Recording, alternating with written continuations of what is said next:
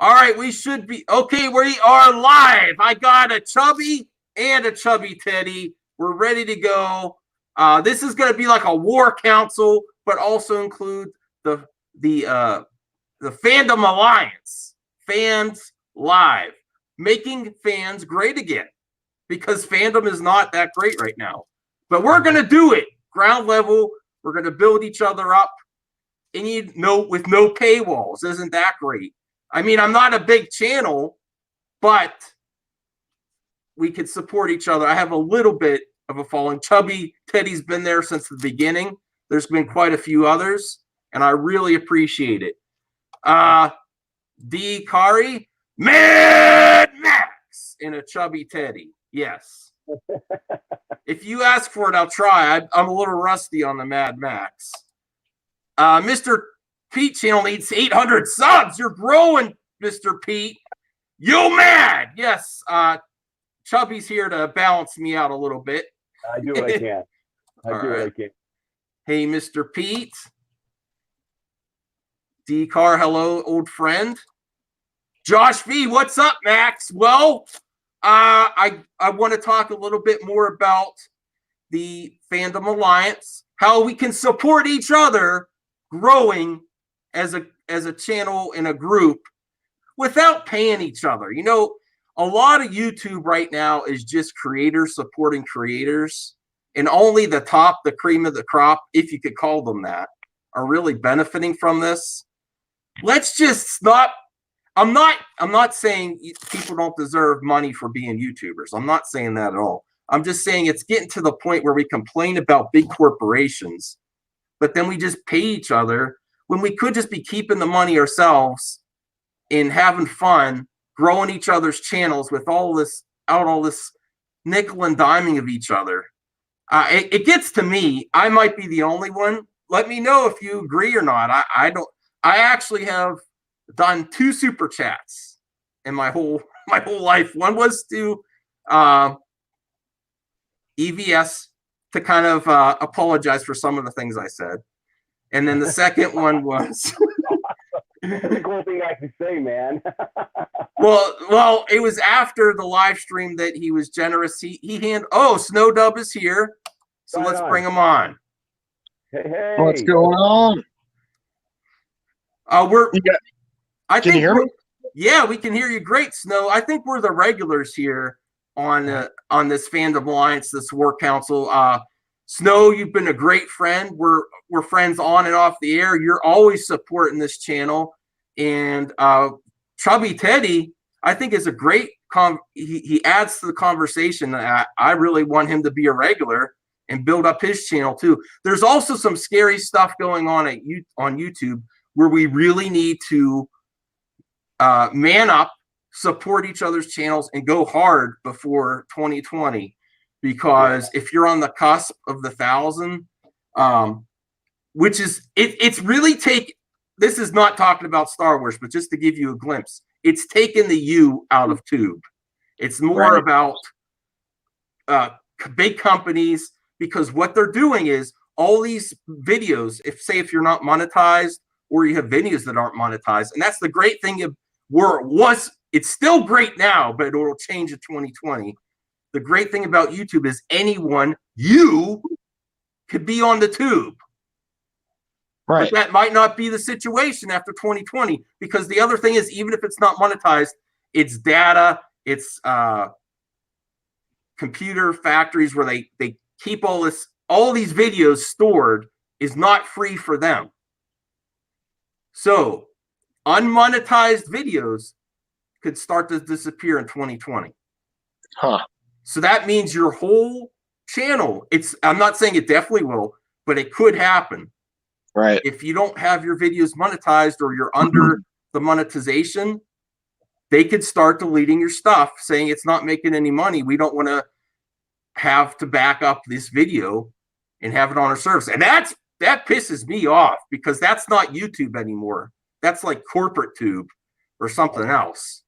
Well, I'm definitely seeing a lot of these bigger channels and 50,000 plus subs or whatever, starting to jump over to BitChute, yeah, and really promoting that platform now. I don't know if that's the wave of the future, but it should be sending YouTube a message. The more people that jump ship.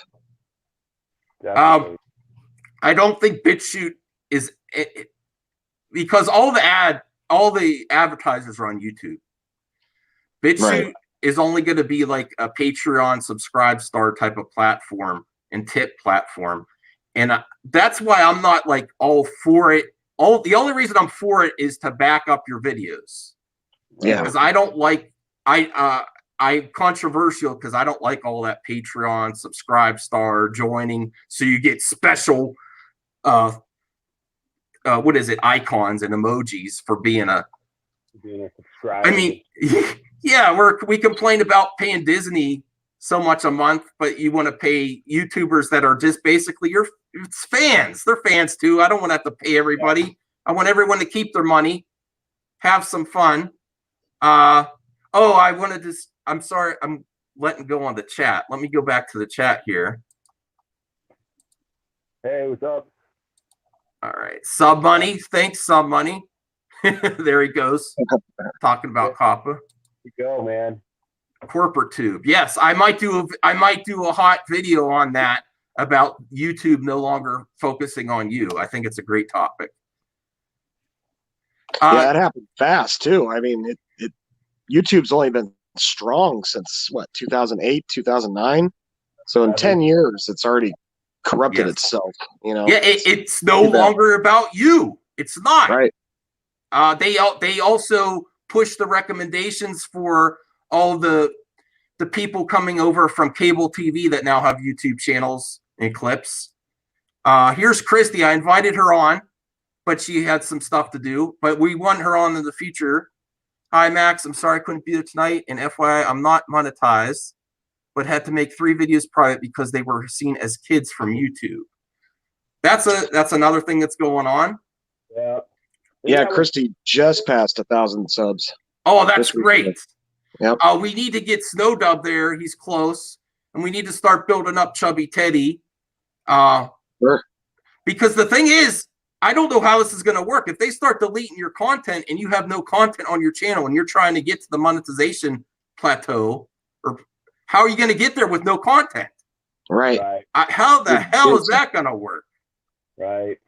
Emmy Light. Let me see. Episode 9 will be the final nail in the coffin for KK, along with her cabal. Oh, man. We're going to have it tonight. We might have to get Emmy Light on one of these things. Emmy Light has been a great commenter for a while, and scares the hell out of me sometimes with the intensity. So, wow. Mad. Talking about mad, we might have to get you on, Emmy.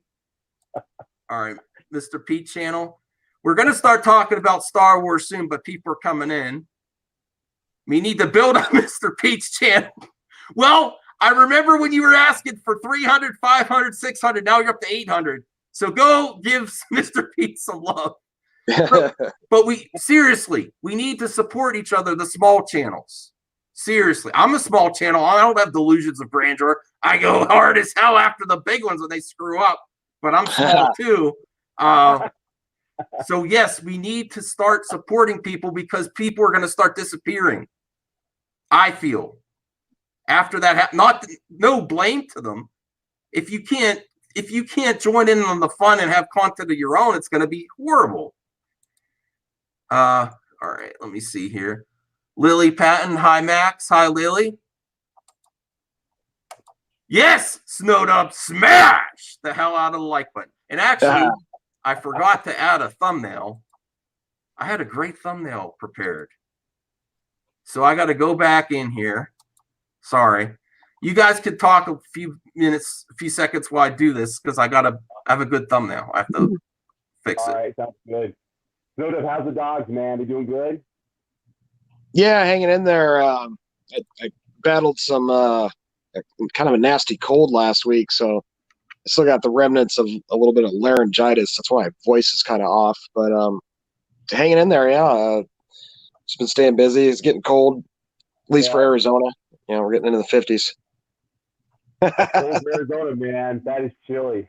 No, I hear you, man. I'm in Denver, man, and Denver's weather, man. I mean, it's it can go from 80 degrees to 2 below at a flick of a switch, man. Right. So, they're anticipating Wednesday to be something atrocious in terms of, Arctic tundra type weather. But you never know, man. It's really unpredictable. It's just these forecasters, man, they're like economists. They can totally get it wrong and still be employed and, and on with life, man.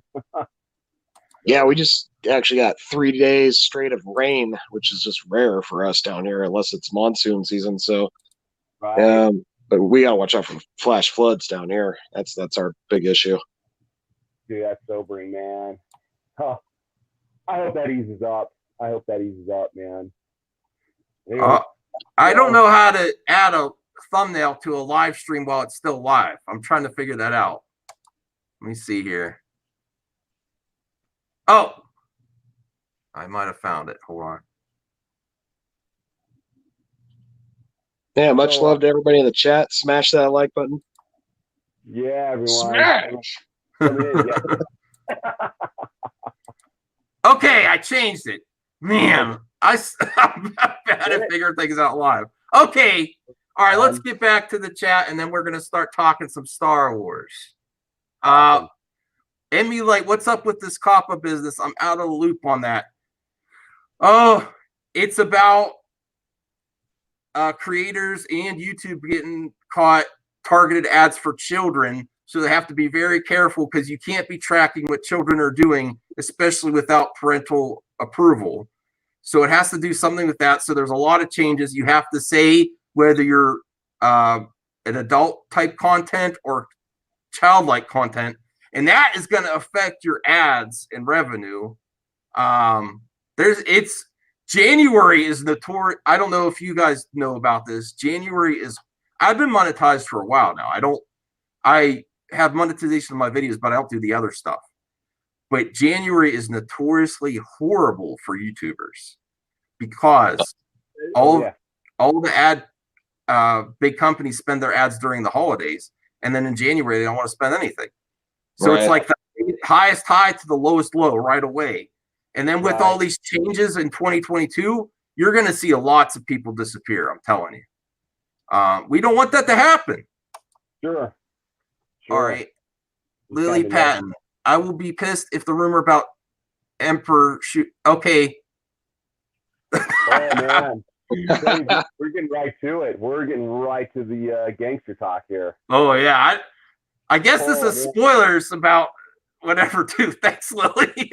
I brought that up before I read it. Okay. Force lightning and destroying the Millennium Falcon.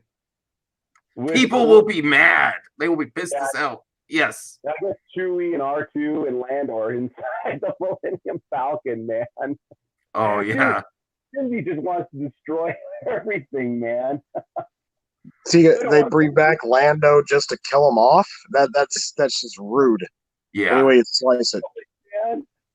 Poor Billy D, man. All right. What's he got here?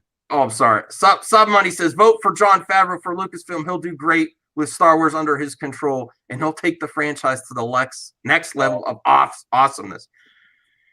Finally, other channels have caught up to this madness. I've been saying Jon Favreau.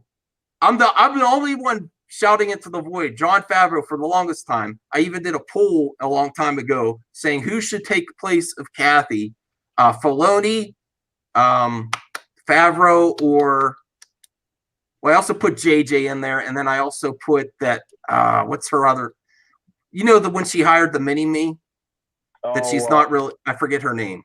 Rejwan or whatever. Yes, Rejwan.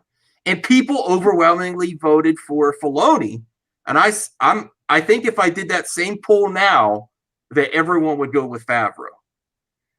And the idea behind this thumbnail is the Force is female. Favreau is basically saying, hold my beer. I'm doing diversity without virtue signaling. We're just doing it, creating great stories, great episodes. And that's where I was going to get to I have a breakdown of each episode, who's it's directed by. So I'll go over that part now. One was Dave Filoni. Episode 2 was Rick Famuyiwa. I don't know if I'm saying his name right. He was supposed to do the Flash. I didn't know that. You know, he was supposed to do the Flash movie, the Flashpoint movie. Oh, really? Yeah, Oh, man. wow. Snyder, that's who Zack Snyder recommended to do Flashpoint movie. Wow, that's awesome. That's cool. Nice, Max. That's good news, man. Anyway, Yeah. keep going. So that was episode 2. We already saw that. And then do you think the Menace of Fandom or the Woke Police is going to cover, you know, how they were, the bipolar women respecter is going to talk about how great Deborah Chow just hit it all apart with episode 3. And she is the first live action female director. I don't know about the Clone Wars. I'm not sure if someone else did a episode in the Clone Wars or Rebels, but for live action, she is the first female director of Star Wars. And she's doing next week too, right? And from what I hear, she's also doing the Obi-Wan series that's coming up. Right. Yeah. No, she has an episode coming up, but not next week. Okay. So that's where I'm going to get to the breakdown of each episode, who's directing. And I have a little bit of a prediction later on this episode. So the next week's episode, number 4, is the biggest question mark for me because she is untapped talent. And it is a woman. Bryce Dallas Howard. So is this right? That's right, man. Are people going to be yelling about nepotism? A little payback for Ron Howard coming to save the day for Solo? Does she deserve it? I'm not sure. I think she's talented on screen. I'm not sure about behind the screen as a director. So that's the biggest question mark for me. She only has 1 episode this season.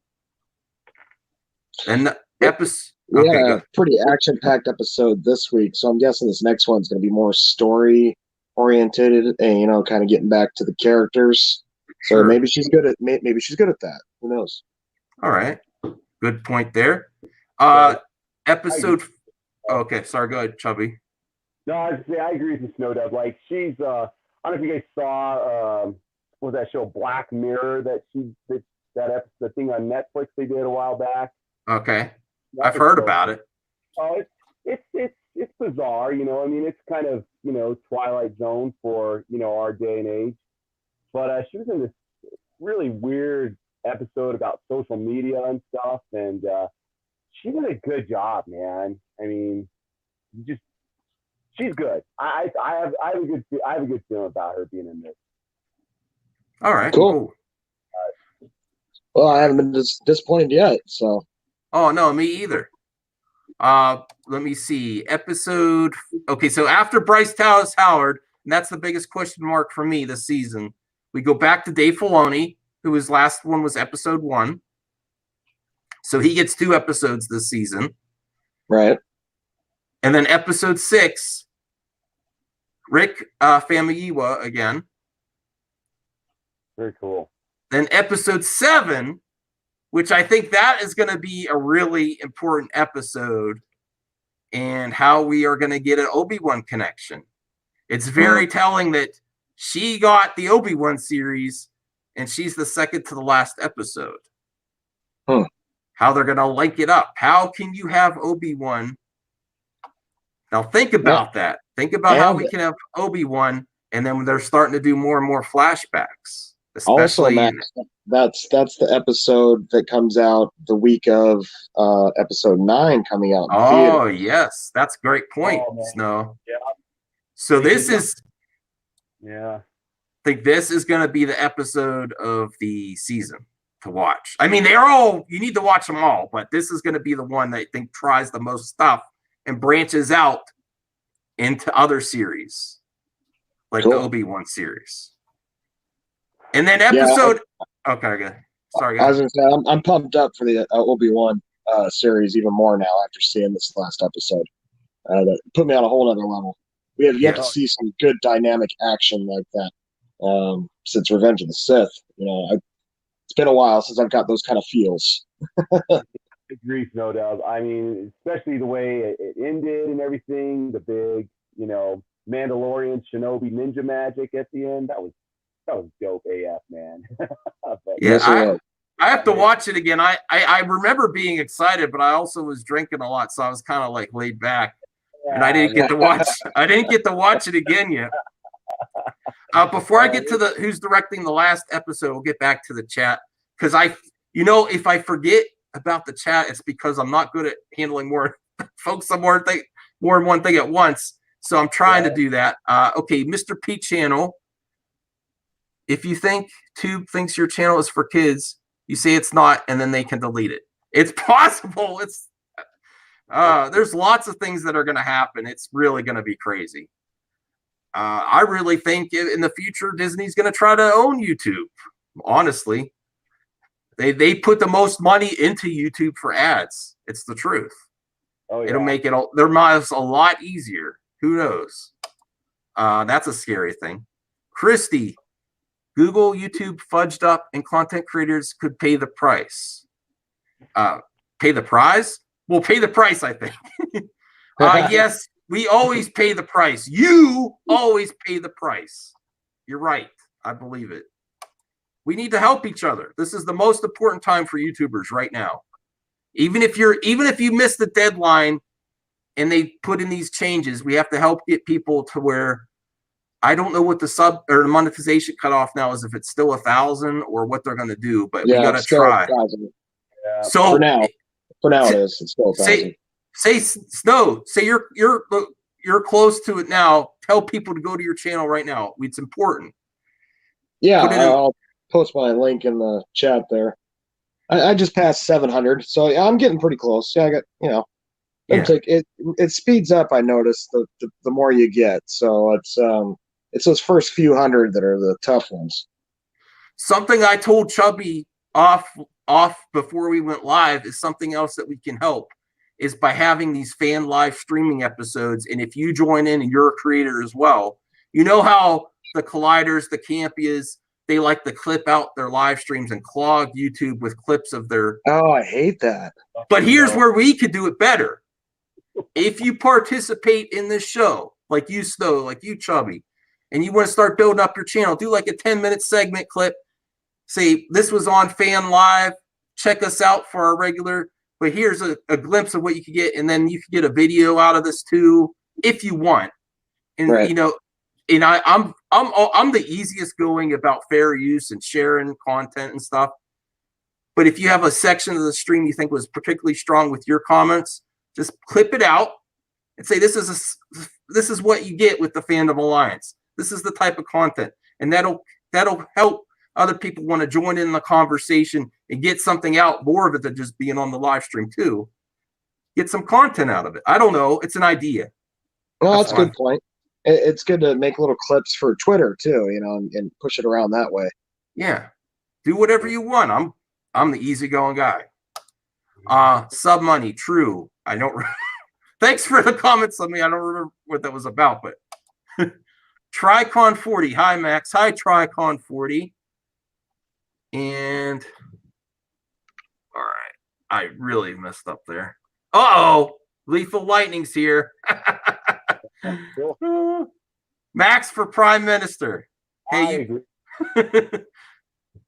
you agree, Chubby? Oh yeah, you would be a fit king, man. All right.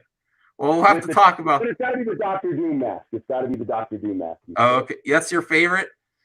Oh, I shouldn't wear it because people are gonna, people have been calling me Doomcock, Dollar Store Doomcock. So I don't. I don't like that.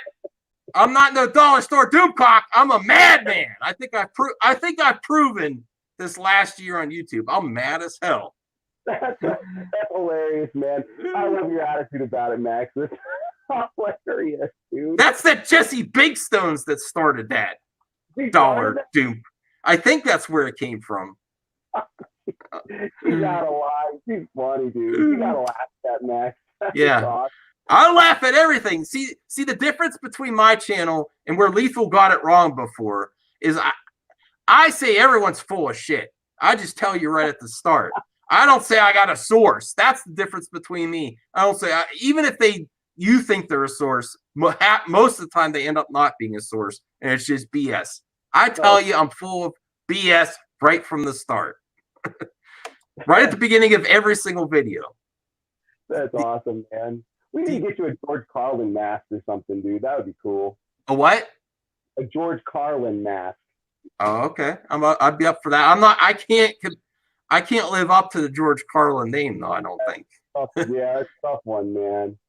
I want to see like a Megatron mask or some kind of cool Transformer. If you find me one, see, I don't make my own masks. I buy them.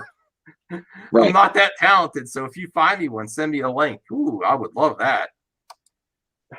Tricon 40. They better not pull the horror cliche and kill the black guy first. Okay. He's probably talking about Lando. Oh, okay. Lethal Lightning just popping in from work. You mean Geeks and Gamers or your day job? He's making some car videos. Yes. Oh, I so want to be in a car video with Jeremy in the future. Don't we all? The hell out of the like button if you want to see it in the future. I think I'll bring in my pal Dark Zenovius too. Awesome, he said if I ever die, look for that guy. That's a car video you won't want to miss. Is he going to do jazz hands? You might be doing them screaming. No, he'll roll up his windows and lock the doors. Like an office space. Yep. Bramblebush. I'd like to see Ron Howard run a Star Wars series. I love Ron Howard.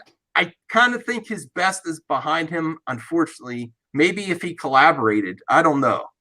I agree with that, Max. Actually. I mean, but total props to him. I love him. I think he would have done better if he would have got a fresh slate for his Star Wars movie instead of being handled solo. So I got a crazy concept, crazy idea. Okay. Maybe give George Lucas a series. I don't know. Yeah.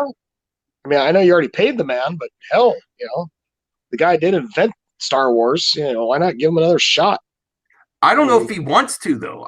He might just want to complain and. Right. I know. He's always hanging around the set, If he wants to, I definitely think he wants to be a consultant, creative consultant. Yeah. So yes. I agree. What do you think he would do, though? I mean, if you were Bob Iger, no doubt, and you said, "Listen, this is what I want. I've read some of the. We're going to consider it now legends and not expand or." So our former expanded universe of this Dark Horse comics.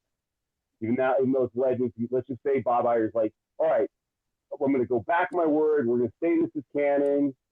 How would you do it if you were Bob Iger? What would you want George Lucas to do? What story? I would let George do what he initially wanted to do and finish his vision. Whether it was, I believe he wanted to do some kind of story with the will of the Quills or something like that. Yeah. You want to dive into the Metachlorians a little more and microscopic force energy, something. And, and on paper, it sounds kind of ridiculous, but, he's a visionary. So what he sees in his mind and what we, hear in rumor are two different things.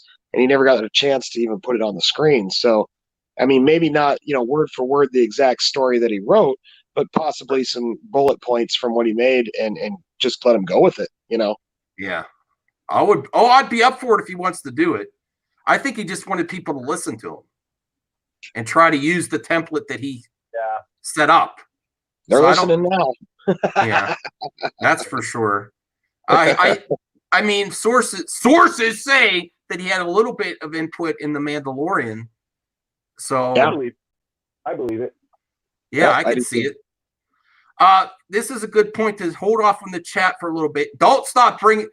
Bring in chat comments and whatever, but we're going to D-Cars. I thought it was a good idea when she was announced for Kenobi, Deborah Chow.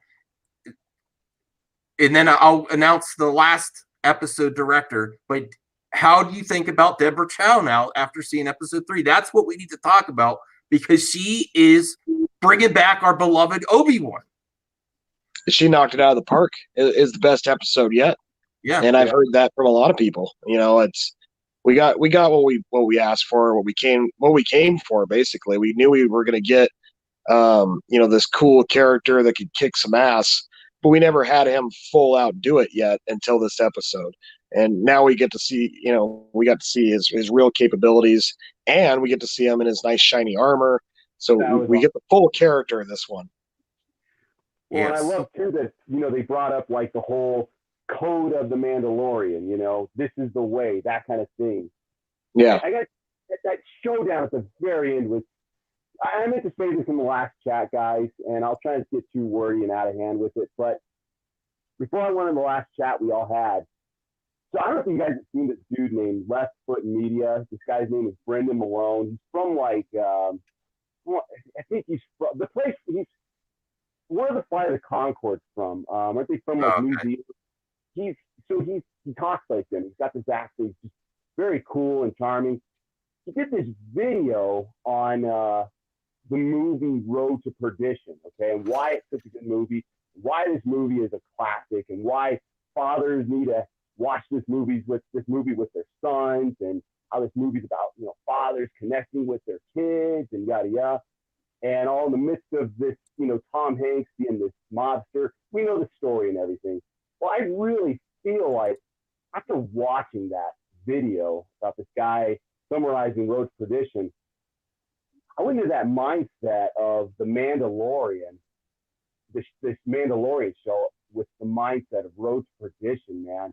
And when you look at this TV show with that mindset, I mean, it just adds to so much more epicness. It just really shows you how, Favreau's really trying to bring, some humanity and some heart into, a show based on the Mandalorian. And it's just so cool. Like, he's really trying hard. He's really digging deep and bringing something artistic back to Star Wars, man. Yeah. This third episode, even if it's just that with the little baby Yoda playing around with the gear shifter, the little ball. Oh. It was so beautiful, man. It just touched you, man.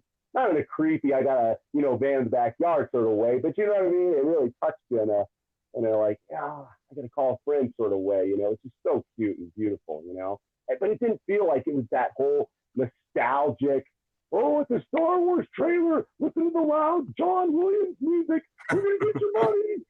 It didn't, You know what I mean? It didn't feel like that, It really felt like, hey, listen, Jon Favreau, you might remember me from the movie Swingers, and I had a hard time getting that girl's number, and I've done a few other movies in between. Well, I really want you guys to like Star Wars again, and I'm very sincere about it. Here's The Mandalorian. Here's episode 3. Guys, I really put some heart into this. Please, Filoni and I really just became buddies on this, and I hope you like it, And we got Deborah Chow here, and she's just a fan too, like you guys, and please like this. And we promise it's gonna feel you're gonna get the feels and Blade Runner feels almost, That's how I felt. So I kind of got a little long-winded, guys, and oh no, caffeine talking, but that's great. So bad, man. Isn't it great to be happy about it again? It's like, yeah, man. Right. Yeah. I mean, this is like 1980 for me, man. And right. It's not just like what you've seen before. It has all the stuff. It has stuff from the original trilogy, like Jawas and all that, but it's like it's new. I like the soundtrack. People have been saying the sound. I love that it's different. I'm actually starting to like the episodes of being a little bit shorter, easily digestible, easy to talk to. Keep the hype going. If this was all binged, I would be upset. Oh, totally, man. I would be upset right now if I watched that all in one shot. I like waiting a little bit. It really does, man. It really gives that sense of, it's just kind of like when we met our wives and everything, and it's just like, oh man, I hope my hair looks good. I haven't seen her all week. What's she gonna be like? Oh man, we're gonna do this. Like, you know what I mean? You get those feels, man, and that's how it ought to be with Star Wars. Yeah. Yeah, no, it's important to get those feels, and you can tell they're nailing it, to the wall with how you're becoming emotionally attached to a character that never shows his face. We get no emotional content at all. All we're getting is body gestures and kind of like our friend Mad Max here. Yeah, we can tell in his actions and his voice. Yeah, I love it for that reason. That is awesome. Oh my gosh! Did you guys ever see Judge Dredd, not the Stallone one, but the one with Dr. McCoy. You know. Yes, Carl Yes. Urban deserves to be in everything. Oh, he's awesome. Carl Urban is awesome. It was good, yeah. This is something that's awesome about Pedro Pascal. It's just, and I think Cavill plays it, but we'll talk about that later. But it's all about how they move and how they express themselves, just with their presence, you know, and their body language, man. Because you got to remember, especially with Judge Dredd, and all you could see is Carl Urban's mean little mouth, you know, and that was it. That was it. All he had. That was all he had to show expression, and the rest was just his body and everything. Kudos to Pedro Pascal, though, man, for just using his body language, like the way he would act around Baby Yoda and his dealings with bounty hunters and people in the Empire. You just And Baby Yoda's a digital character, so he has to act that out without actual baby there. You know, he's probably got like a potato sack or something. You know, I'm not sure. It's pretty good acting, and I loved him in Game of Thrones, so I knew when they picked him as like he's gonna knock it out. Oh, I was thinking episode 4 must be where I think Gina Carano is going to come in next episode. Yeah, I was going to ask about that. Where is she at? I think she's going to come in. They do have another woman director. Nothing wrong with that. But I think that's why they're going to do it. I have a feeling they're going to do it on that episode. We'll see. Or maybe they'll wait till Filoni comes back for episode 5. Well, there's only 8 episodes. You'd think you'd want your main characters introduced pretty quickly, you know, at this point. So, well, they kind of finished a somewhat of a small arc within the season with the Mandalorian and Baby Yoda's relationship. Like, if this was a turning point, if he was actually just going to let Baby Yoda go and go on, and he's not, which I love too. And I love that I'm glad that they just didn't have him not give them Baby Yoda right away, but have him do it. He had to think about it, and he had to, you know what, I'm going to go. It was harder to go back and get him afterwards. Oh, and you got to love the fact that he actually took a couple shots on his way to get Yoda. There was no just, you know, go through everybody, no problem, and, you know, kicks everybody's butt easily like we've seen before in Star Wars. Now we actually see a character who takes a hit, you know, here and there, you know, gets in a pickle where he has to do something crazy, and that's the kind of stuff that builds me into loving a character, is seeing the little trials and tribulations along the way. If he's always hitting home runs, he's going to be boring. Oh, yeah. I agree with that, man. Yeah, I love that too, man. He did not come out unscathed at all. I mean, it was trouble. It was a boss fight, man. It was awesome. Yeah. Star Wars needs, you know. It was awesome. Good thing he had the new armor. Yeah. I love the way he has to build his armor piece by piece. It adds to the mythos of the Mandalorian so much. Like, they grind and go through every mission and every bounty to build up their persona and their armor. And he's like, he doesn't even have his jetpack yet. He's like, I had to get one of those. Right. That's cool, man. That was cool. And it's just awesome because, like, you know, they can make a game out of this. They can make a game like Fable out of the Mandalorian, you know? Yeah. I just, you know, my creative just embrace my dorkiness. Juices were just flowing with this episode, man. I see it too. There's definitely a video game there, easily. Sorry to interrupt, but there's no doubt in my mind that this is the future of Lucasfilm, this group of directors, creators. And then Kathy, I've said before, Kathy is there in name only, just because you're not going to have someone to release a live action movie in theaters until 2022, when she's not going to be there in 2022. She's not. Yeah. So everything happening in Star Wars right now is on the series, and Favreau building up his stable of directors and creators, creating a network within there. That's where stuff is happening. Now we're seeing a turning point. You know, we've made our voices known. We've hit them hard in the pocketbooks, and as far as selling toys and going to see Solo, and you know, I mean, of course, there's all those people out there that cry and whine about it constantly. But the point is, we made our point, you know, and now they know. And now with the reception that they're getting, and you can even look at not so dependable Rotten Tomatoes, but even if you look at it, there's no denying the Mandalorian is high 90s on both scores, Yeah. whether it's critics or us, and that tells you something right there that everybody's on board with this, except for a select few that are just so dumbfounded in their ways that they can't pull out of it. Whatever. But that's what we're fighting for. I thought was better entertainment. I think this is a trivial turning point. People will look back at this moment and be like, when that Mandalorian show came out, that's when Star Wars came back. That's when it started feeling like Star Wars again. And then it gives you higher hopes for Obi-Wan. Yes. I had questions about Obi-Wan too, even though Ewan's back. If it's the series, I would be more nervous if they say we're going to go ahead with the Obi-Wan film. And Kathy had more to do with it. But now that we know what Deborah Chow can do, and we'll know even more after episode 7, that's the one I'm really... I mean, the finale for sure, it's probably going to have a cliffhanger.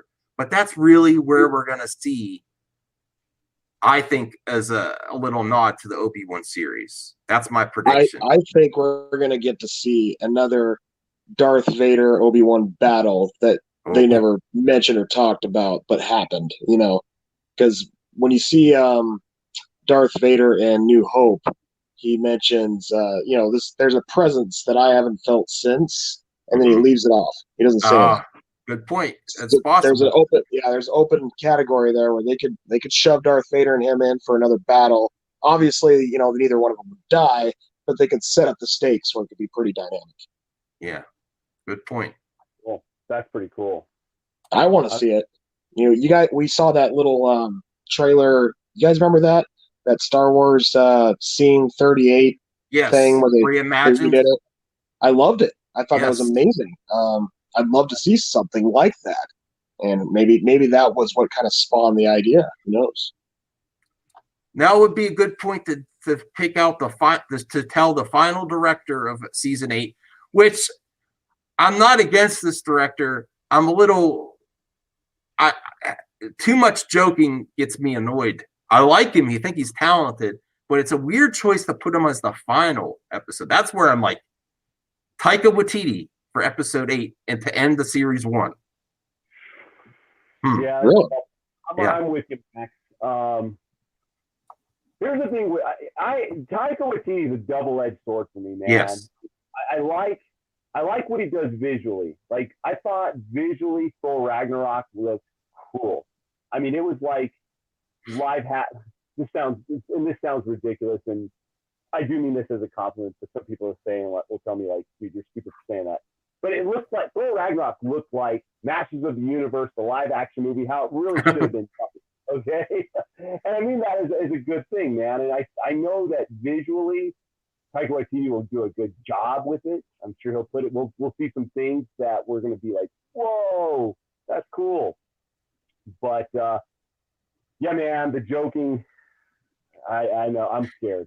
it's just I wouldn't be as nervous if it wasn't the final episode. Like if they're gonna try something like it, why are they doing him as the final episode? That's what's interesting to me. I'm like, maybe it's not an actual final episode. Maybe it's a cliffhanger episode that's gonna spin it into next season or whatever. He was the droid in episode 1. Yeah. That was the other bounty hunter. He did the voice for that. Yeah, right. That's right. He does that. He likes to do the voice work. Yeah. Korg and Ragnarok. Yeah, man. Who knows? He hasn't touched a Star Wars franchise yet that we know of. We've seen him in the Marvel, but maybe this has been a lifelong childhood dream for the guy, and really he's got a great idea. Who knows? Yeah. I mean, I'll be optimistically skeptical, I guess. Of course. I feel much better if either Filoni, Favreau, Rick, or I'm not sure about Rick Famuyiwa yet either. I liked his episode 2 a lot. Yeah. Deborah Chow, I would like them to head up the finale, but we'll see. Maybe he'll hit it out of the park. Well, what's most important is Favreau's overlooking the whole thing, right? The whole season. Yes. Yeah. Yes. So he'll definitely keep it in context. He won't let one of these directors. Look at this diversity that he is actually doing without fronting about it. Yeah. Yeah. And that's where I got the idea of Hold My Beer, Kathy, because he's just doing it. Yeah. Mm-hmm. He doesn't have to say it either. He's creating a stable of actors, directors, writers, just diversity as it should be, without all this fronting about it and not backing it up with actual quality. And he's delivering. One of my old videos is Kathy's false starts and farts. She never follows through with anything, and she tries to do patchwork at the end to try to fix her mistakes. And things get canceled, delayed. This is just it's just rolling along. He talk about her being a producer. I know she produced a lot of things. He actually produces things into reality and does the hard work and makes it happen on all ends of the spectrum, not just the money. Kathy's the money woman. That's about it. And she has contacts. She has more contacts than probably anyone in Hollywood. Right. But he delivers on all ends. No, that's true. I think Kathy's all but done, unless episode 9, breaks records and, cracks the 2 billion mark, which is very highly unlikely. I'm thinking she's out after that. Yeah. Let's go to a little bit of rumors here. Oh, I'm sorry. Go ahead. Okay. Well, I was going to say, let's go into a little bit of rumors about Favreau and Filoni, because the rumors are that Favreau may be heading up the next Star Wars film. It's not Rian Johnson. You know how much crap I got about being that guy that said Rian Johnson's trilogy is canceled? I always said I will delete my channel if a Rian Johnson trilogy happens where he writes, directs, films, and releases a trailer, because I knew it wasn't going to happen because of how Hollywood works. You don't have that hype, you're gone.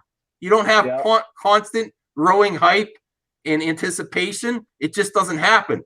That's why I was subverting expectations with the word canceled and fired. Hollywood doesn't work that way. Yeah. It just doesn't happen, or they say, "Oh, I got busy with another project," or stuff like that. Right. So it's not. But the rumors are, besides who's the Kevin Feige, is Favreau is going to be in charge of the next Star Wars film. Yeah. I think you're right, man. Dude, that was so. I remember all that. I remember those were hilarious too, man. I mean, you made really good points, very strong points, but dude, you were funny, man. But it was like at midnight when it came on, and you're like, "He's gone. He's fired. Oh, they're coming up. He's fired." And it woke my wife up. I was just like, "What are you watching? Who is this? Can you turn it down?" Yeah. It was just awesome, man. Watch the volume on this channel. Right. But here's something that's been coming up in fandom talk shows right now, is if Favreau is producing it and Filoni helps him, would it be for the Knights of the Old Republic series? And would you want that, or do you want them to work on something new? Oh, man. So that's a hard question. I'll let you go first, dog. I can't answer that. I'm just up for anything they do. I think if they do the Knights of the Old Republic, it would be great. But they're having such success with the Mandalorian, and he's not Boba Fett, so it's hard to say. Maybe I think they're better off going completely something new. They start getting into stuff that's already been kind of covered in one form of entertainment or another. You're dealing with fans that are going to get butthurt if it doesn't turn out the way they expect it to. So if you start out fresh, something brand new, and just jump into it, obviously keep story points from the past, but new characters, new scene, new setting, whatever. I think that's the best route, because then you can really unite the fandom even more if it's good. You know what I mean? And you won't have the people that are like, well, it's not like this and that, how the video game or whatever it was, So people always find a reason to complain, is what I noticed, especially like with The Mandalorian. I've had a couple arguments, I won't say any names, but I had a couple arguments with some people in the Phantom Menace that are, instantly attacked, the lore behind Yoda, the lore behind this, and how dare they disgrace what George Lucas wrote. And I'm like, look, how are we ever going to be able to go forward if you guys keep reverting back to what you feel has to be, untouched? If we can't change things, we'll never have anything new. Right. Point.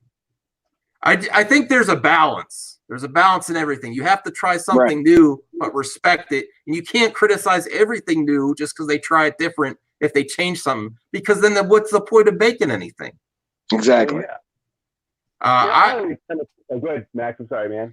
I really think the future of it is if they do the Knights of the Old Republic, have like they were trying to do the Star Wars stories, have them separate from the main saga, try to brand it as something else, or do like a one-off. Like I always said, I wanted to see, there's a lot of expanded universe fans here on YouTube right now. Just do expanded universe story Star Wars and have it separate to make it have two separate universes. Come on, Disney, it's easy. Or Legends universe or something. No, I think that's brilliant. That's kind of what I was going to allude to, Max, is I'm sure you guys remember when they did Shadows of the Empire back in, 98, 97, something, right? Maybe 96. They did the video game. There was the novel, the comic. I thought to myself, man, they don't have to get Harrison Ford back or Carrie Fisher or Mark Hamill. They could just do kind of like a what if, since, obviously we saw what Rian Johnson did with Luke's character, but they could have done a what if. Disney could do a what if on their streaming service and do Shadows of the Empire, Yeah. So cool. I was really my favorite Disney Star Wars moment ever, and even more than the Mandalorian. And some people might disagree with me on this, but is when the final Darth Vader scene in Rogue One. That scene to me was so gripping and compelling, something as a child I was yearning for. And to see it on screen was amazing. Now, that said, if they made a Darth Vader movie where it shows him hunting down the last of the Jedi, maybe a final epic battle scene with, Mace Windu or something out of nowhere, that's the movie I was wanting to see. And we haven't gotten it, but Mandalorian is, at least kind of like a rooting for the not so much the bad guy, but the rebel, so to speak. But I really wanted to see a Darth Vader movie, just a dark, kind of like the tone of Joker, but in Star Wars. You know what I mean? Just that dark Star Wars movie. They should do a Mace Windu limited series on Disney Plus. He's another one they could. He's another one that I think everyone would get back behind to see if he survived that. Oh, he's been asking for it. Yes, he's been asking to come back. I might do a video on that. I need to create a rumor. Let's do it. You heard it here first, folks. Mace Windu's making his own series. The limited series on Disney Plus, Mace Windu. Oh, you might want to check Mike Zero's channel because he may have thought of it first. Oh, are we going to do Zero? I think that's the one thing I tried last episode that people liked is Zero News. Zero News. Maybe we'll try that later.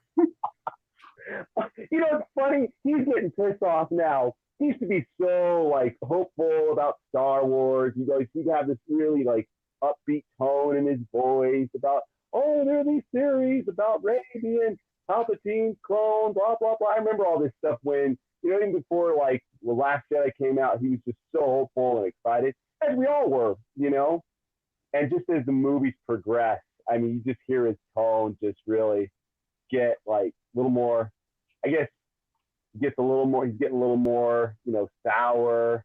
Now he's to the point where he's on the brink of disgruntled and, Michael Douglas falling down with Star Wars, man, especially with his Brie Larson comics, man. It was awesome. If you want to see the dangers of making fandom 100% of your income, go look at Zero. Nothing against the guy personally, but I think it's gone to him where he feels he has to make content instead of just making a video for himself or the fans. It's just to clog the search with junk.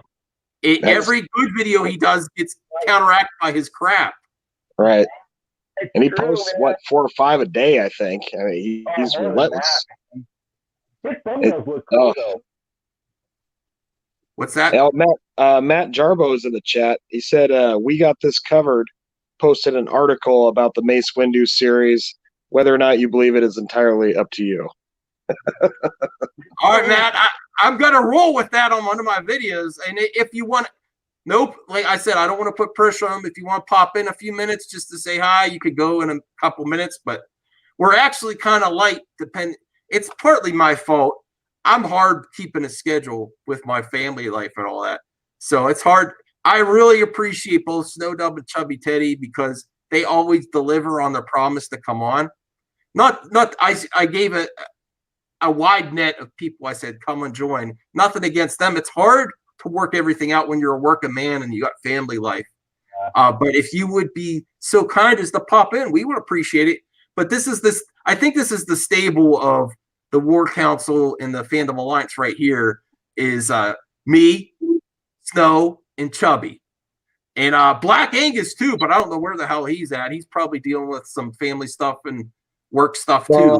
Megs would be here, but she's actually really sick right now, so she couldn't even come on my stream last night. Sorry. Give some love to Megs. Go on her channel if you want to. You still have the wrench, Snow. If you want to say go wish Megs well. Hope she feels better. I don't know if that means we're delaying the Walking Dead talk tomorrow or not. We might. Yeah, I don't know. She's hopefully going to be well enough for tomorrow, but we'll see. If not, maybe I'll host it, and we'll just do it on my channel. Sure, I'll pop in. I'm definitely gonna watch. It's the mid-season finale, right? Yeah. We're already to the 8th episode. Won't see it again until February, so something good should happen. Hopefully. I'm gonna get back to the chat a little bit here. Sir Nerd a lot, episode 9 and Obi. That's what you're looking forward to? Okay. I'm definitely looking forward to Obi-Wan. I can't wait to get Ewan McGregor back. I think Ewan McGregor also could be, I think he could be a director in the future. I don't know if he's done some in the past. I think he's got more to offer than just being on screen too. He's that talented. Yeah. Sir Nerd a lot. Dallas was my favorite in Black Mirror. I've heard lots of great stuff about Black Mirror. I haven't watched it yet.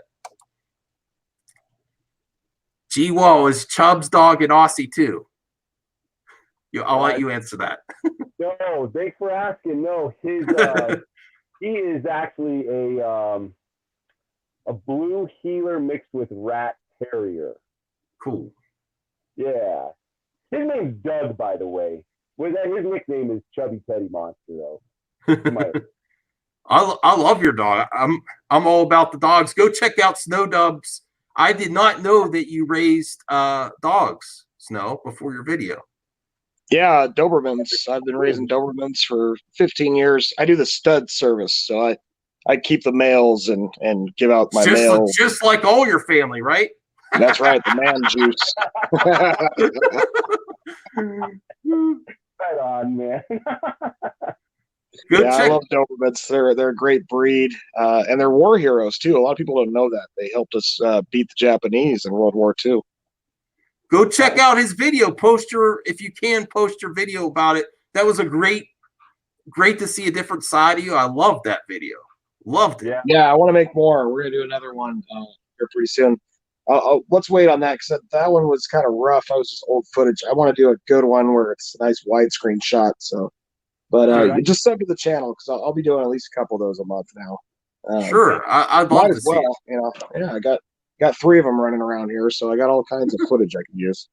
No, sure. It was cool, man, and you set that up really good. You understand? I watched that video when I was at work, and I'm in the finance world. That's what I do for a living. Okay, I'm not gonna get into my job or nothing, but it can be stressful, man. And it was a rough day when I saw that video, and it just after watching that video, it's just like, yeah, life's okay, man. Let's go. So I appreciated you doing that, Snow Dub. That was cool. Thanks, man. And that's my music too, by the way. That's actually one of my songs. That's awesome, man. You're really talented, buddy. That's awesome. I got to commend you, man. Good job. Yeah, I don't get copyright claims for my music. you won't? Okay. No, because it's my music, so that's why almost every video I do, I use my music. Oh no, I meant if we played something on our channel. I mean, this show. No. Okay. Of course not. All right. People have been stealing my music for years. Oh, okay. Yeah, go check out his music. It's great stuff. Very talented. Appreciate that. Thank you. D Car's talking about flashbacks. I think he's talking about how I really think that's how Obi-Wan's how they're gonna link the two series, because they're focusing on those flashbacks when the Mandalorian was a foundling, and that in this episode 3, when the droid opens it up, and I think his family's. I'll have to watch it again when everything happens in that flashback. But his family is taken out, and they say hide here, and then the what's the type of droid that is? I don't remember. But he opens it up, he finds the young Mando there. How great would it be if that was during the Clone Wars, and then you see Obi-Wan, Ewan McGregor in the background, or helping save the youngling? You're talking about the flashback and during the Clone Wars, and there was that. The droid from. Yeah. What's the name of the droid? I have a bad memory. I forget all kind of stuff. I love the prequels, but it's definitely a prequel era droid. Yeah, battle droid. Episode 2. That was one of the new ones in episode 2. I remember. Right. I forgot the name of it, man. They got the arm cannon. I can't think of the name either. They're protocol. No, they're not the protocol ones. Those are the guys that roll. Yeah, those guys that roll. Dang it. That's all right. It'll come to me like right when I'm at the brink of rapid eye movement sleep, man. That's it. Hate it when that happens. Phobic Xeno, the Force is female, was a Nike ad slogan. It never had anything to do with Star Wars. She loved taking that picture, though. I don't know. She does have an agenda, and there's nothing wrong with that. It's just that you got to prioritize your agendas, just like everyone. Just like the YouTube creators here. We have other reasons for making these videos, but you got to put Star Wars and fandom first. That's what the Fandom Alliance is about. We might have projects. We might say, go check out my T-shirts and all that too. But what does it do for fandom first? What does all this camping on the internet do for fans when we camping for super chats? When we got a lot of hardworking people here on YouTube. I don't want your money. I want you to keep your money. I want you to, have your projects too, but don't put it ahead. This last week of chaos with the Menace was being upset about Twitter craziness. Oh, it's out of control. But here's the point. You look for crap on Twitter, you're gonna find it. Yep. And then having live streams, we stand together. We've been attacked as the most pathetic thing. That's right. I'm getting mad now. I'm bringing some heat to this live stream. It's lame as hell. And that's to Mr. EU Muscles too. We stand together because we were attacked on Twitter. Get out of here. I mean, come on. Are we going to Jeremy Gate? I remember that. Yeah. And that was just, they keep doing this stupid, lame crap. And then complaining about Rose Tico for getting off the internet. I give her much respect. I like to be on the internet too, but if you're not getting positivity out of it, block, cancel, get out of it. Especially if you're a creator and you're just trying to do your job. I say, you know what? Leave it alone. Why feed into it? You sit there and if you're so high and mighty, what makes you compelled to react to it and have to snap back and write something even nastier? Now you're exposing yourself to your fans and showing them how ugly you can get. And that's what they don't realize when they do that. Yeah. When they start attacking all these people back from, oh, how dare you, and then they come back even nastier. You'll get a few of your most favorite fans, egging you on and laughing about it. But all those, subtle fans that don't really say much, that are just watching, those are the ones that are looking at you like, dude, I didn't know you got that ugly. I didn't know you were going to say something that nasty. You start losing subs, start losing followers. And it's just, bringing hate, bringing anger, bringing drama. It gets you clicks at first, but eventually it exposes you. So what happened? I'm not abreast on what happened. I was doing there's all the release the Snyder Cut stuff. I was really getting myself immersed in, man. So what happened here, guys? Just if you want to. I don't want to go into it too much, but basically, I think some Twitter troll is making false accusations about the pool boy, which I'm going to defend Jeremy. He spends more time with himself in that pool house than he does with anyone else.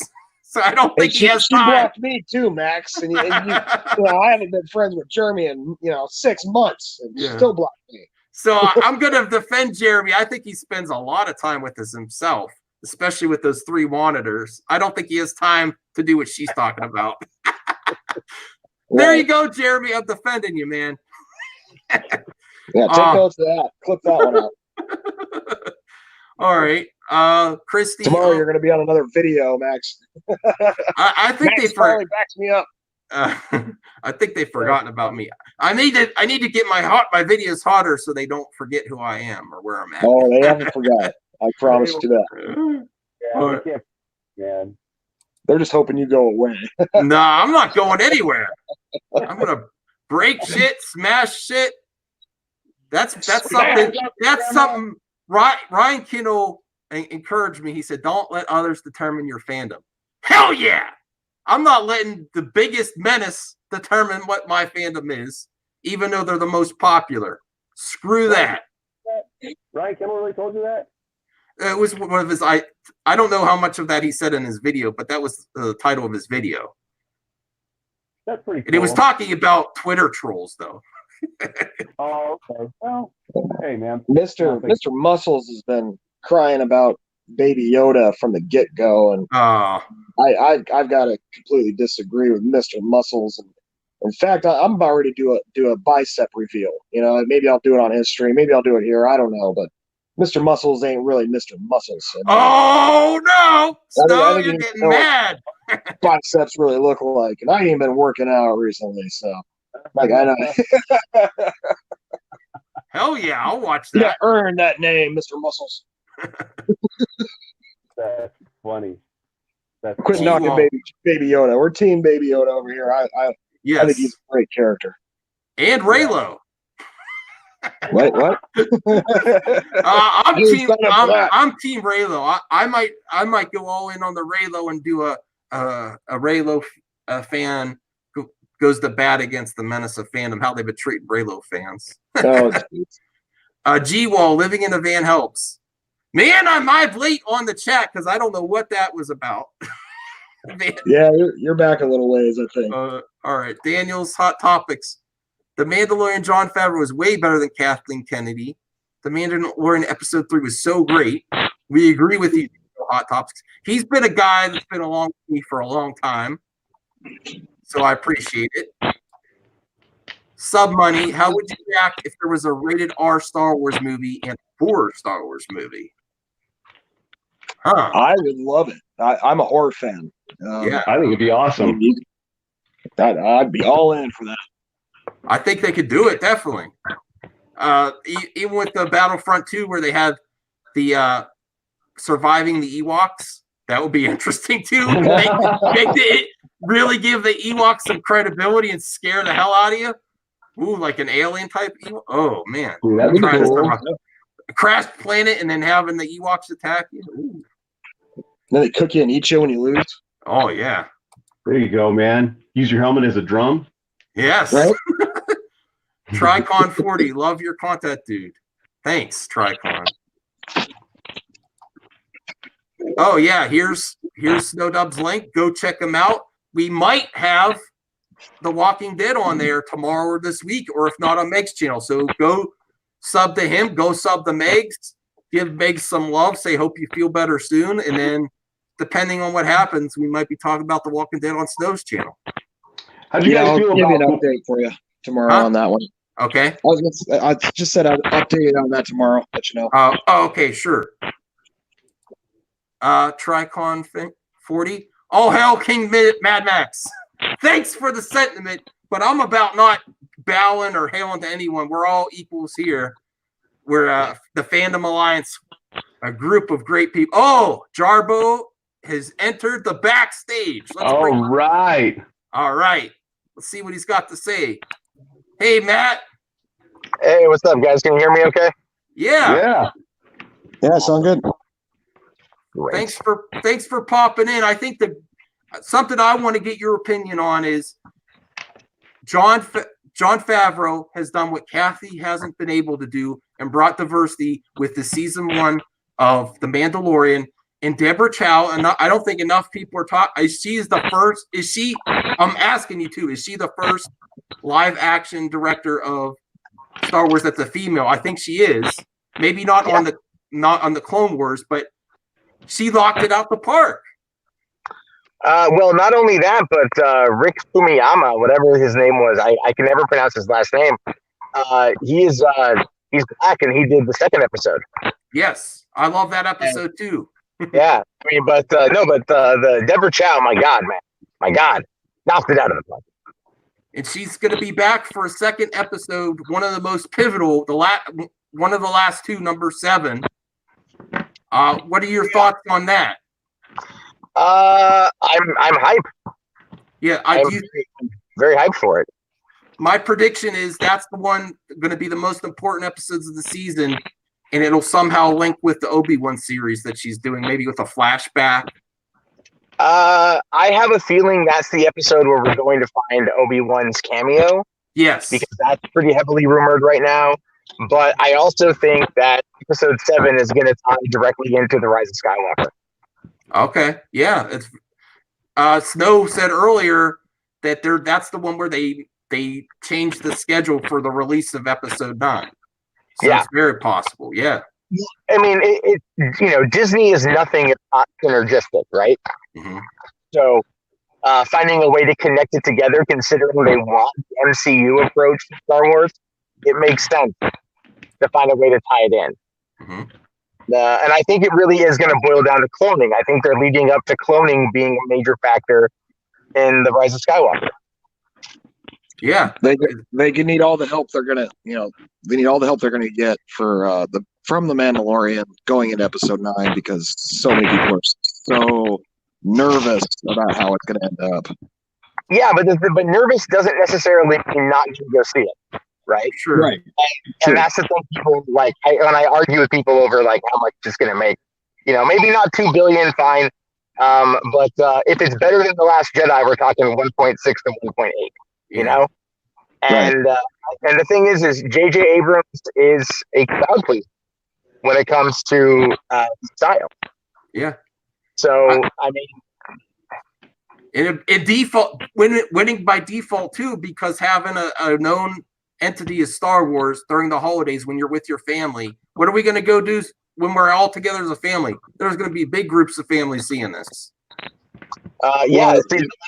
Yeah, last couple movies I've done that with my family. They're coming from out of town, so yeah. I'm not seeing it. What's really important is repeat viewings and people wanting to go see it 2, 3, 4 times. I saw Force Awakens 3 different times and took different family members each time. When I went to see Last Jedi, I saw it one and done. So we yeah, that's true. I saw Last Jedi twice, but that was because I saw it with my dad on opening night, and then I had already pre-bought tickets for my family who were coming in from San Diego. So I dropped $100 on pre-ticket, for us all to go see it. Then I had seen it and I didn't like it, but I'm like, well, they haven't seen it, they might like it. So who am I to rob them of this experience? Sure. Yeah. So sure. I sat through it again, and I was like, okay, that was the last time I saw it. Yeah, I haven't watched it in a while. If we do this again, I might like to watch the Ortega cut to see, because I still haven't seen it. It's on BitChute right now. Okay. Just to give a different perspective of it, especially before episode 9. I've heard mixed things. People love it. People say, and I like Ivan Ortega, but I just haven't watched it yet. Well, I mean, he kind of dropped off the map after putting that out, like he was on his channel back? He had his channel taken off. His channel got taken down. That's a problem. Is it back yet? Does anyone know? Yeah, he got it back. He got it back. Good. But he can't. He can't. He has certain restrictions from what I understand. He might have got it fixed up, but there were certain things he could access and other things he couldn't. So we'll see. I don't know where it's at now. Well, Matt, while Poor you're guy. on, I'd like to get your thoughts on the rest of the season of The Mandalorian, the directors, what you feel about it. So here's the breakdown. Episode 4 that's coming up next week is going to be Bryce Dallas Howard. Yeah, that's true. That's the one I'm most nervous about. Not because I don't like her, because she's got the least history as a director, I think. Yeah, I was a little bit confused about that myself, actually. I'm all like, why is Bryce Dallas Howard doing this? Okay. Her dad's a good director, and maybe she grew up around movies, so it's kind of like look at James Franco, right? This as an example. After Spider-Man 3, he took the money he earned and he went to film school, and he learned how to make. And since then, stuff he's produced and directed. I mean, look at The Disaster Artist. That was an amazing movie. So, it runs in the family in a lot of these places. So, yeah, it could be pretty good. I think that's the most questionable this season. Not that she won't bring it, but I think that's the one we're really to go from such high with episode 3 and have her be the fault. It's like going off after Rockstar, going in after Rockstar. So yeah, I mean, we're not going to get the same kind of ending as episode 3. We're just not. It's just, that ending was amazing, and I'm for the Mandos, but we're just not going to end up getting that. I think but this is going to be like a transition episode. This is where we meet Cara Dune is going to be in this episode. We might get to see is it Moff Gideon, which I really am interested to see how that's going to play out, and obviously more Baby Yoda and the bond between Mando and Yoda, and maybe that's where like a female director can like bring that nurturing, that emotion, because I think Deborah Chow brought the intensity to that episode. She fucking nailed it across the board. Like, she's doing all 6 episodes of Obi-Wan, right? Yeah. So, fuck yeah, dude, I'm in. That's awesome, man. Give this woman a full Star Wars movie. You know what I mean? Like, give her a full movie. And fans, it's so funny because Anita Sarkeesian's out there running her mouth about, they don't bring the women. And then everyone's like, yeah, but the third episode is directed by an Asian woman. And everyone is like losing their shit. I'm pretty sure like fans have already turned her into like a white group. There's already like cum pillows to Deborah Chow. Is what's happening right now. Like, she could direct. It proves that women could direct action too, because that's a strong criticism. Not that I'm saying it was true that they couldn't, but man, she delivered in the action in this too. Not only just directing a great episode, the action was there. Yeah, no, a really good thought. I actually really agree with that. She did a fantastic job, and the whole thing was pretty top notch.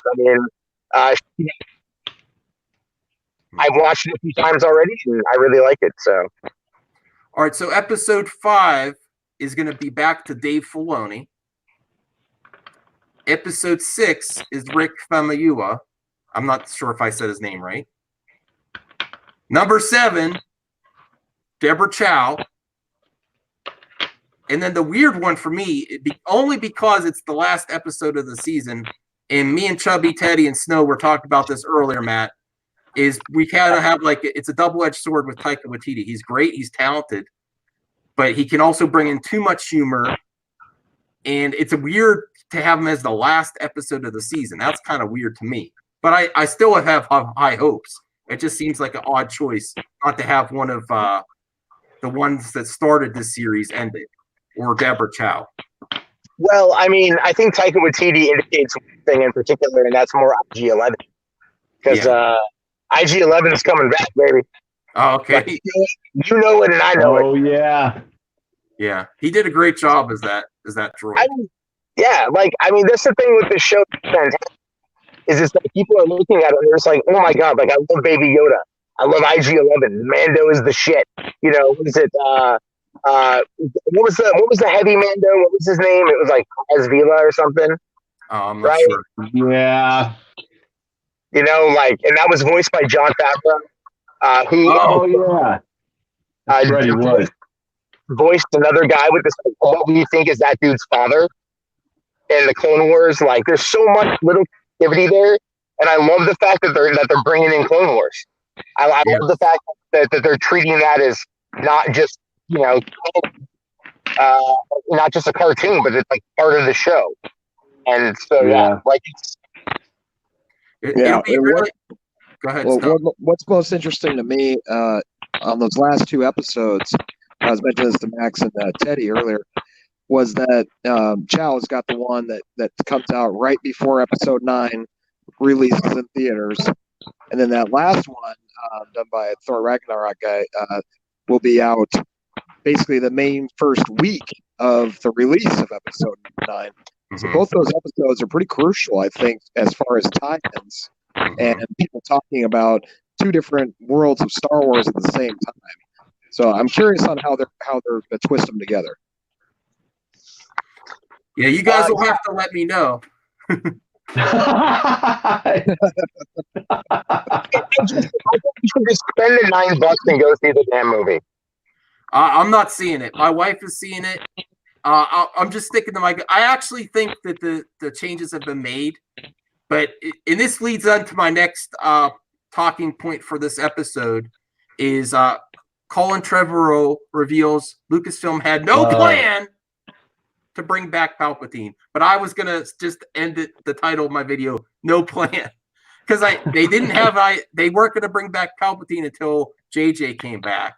And I think that proves that they didn't really have a plan for this trilogy. And that's why I put my foot down and I'm not seeing it. Even though I think they're on the right path now, I'll support what's good, even though I'm not paying for Disney Plus. My father is. I'm using his I'm using his login. I set him up. He's disabled, so he watches TV all day long. I set him up. I went home, I tried it, it works. So and then I had Mandalorian party with my friends. I'm doing the buddy system, going seeing it with friends when I can. I might support Disney in the future. I just want to see some positive changes. And I think Kathy is she's still there, but a lot of it's in name and only. And the real driving force, the real future of Star Wars is Filoni and Favreau and Filoni, and this new group of directors in The Mandalorian. This is the new crop. This is where the action is happening. It's not happening in the films. It's happening in the series right now. So that, to me, that's my opinion. Well, let me ask you this, right? Okay. Okay. So you have come out and you're anti-Fandom Menace, right? I'm not Fandom Menace. I'm against the Menace of Fandom. Yes. Okay, fine. Okay, well, let me ask you this then. Do you want them to win? Do I want them to what? Do you want them to win? Yeah, win. You want them to win. Here's a misconception about the Fandom Menace too. Is they didn't start the boycott. A lot of other YouTubers did. They just co-opted it like they do everything. I'm making a joke out of it, but it's more like, sorry. Do you want them to win? Then go see the fucking movie. Throw in your money. Yeah. A lot of them are seeing it. Oh, dude, I guarantee you they're all going to go see it. Like, they're all going to go see it. You know? Yeah. It's like, there's no way of, like, you can't track someone if they've seen it or not. It's by their own admission, but they're all going to go see it. Oh, the Fandom Menace encourages viewing dumpster fires and to meme on it and to laugh at it more than anything else. They're a good marketing campaign with all their Brie videos and everything else. And I was on it for a while, and then it's like, this is stupid. I'm off. I'm done.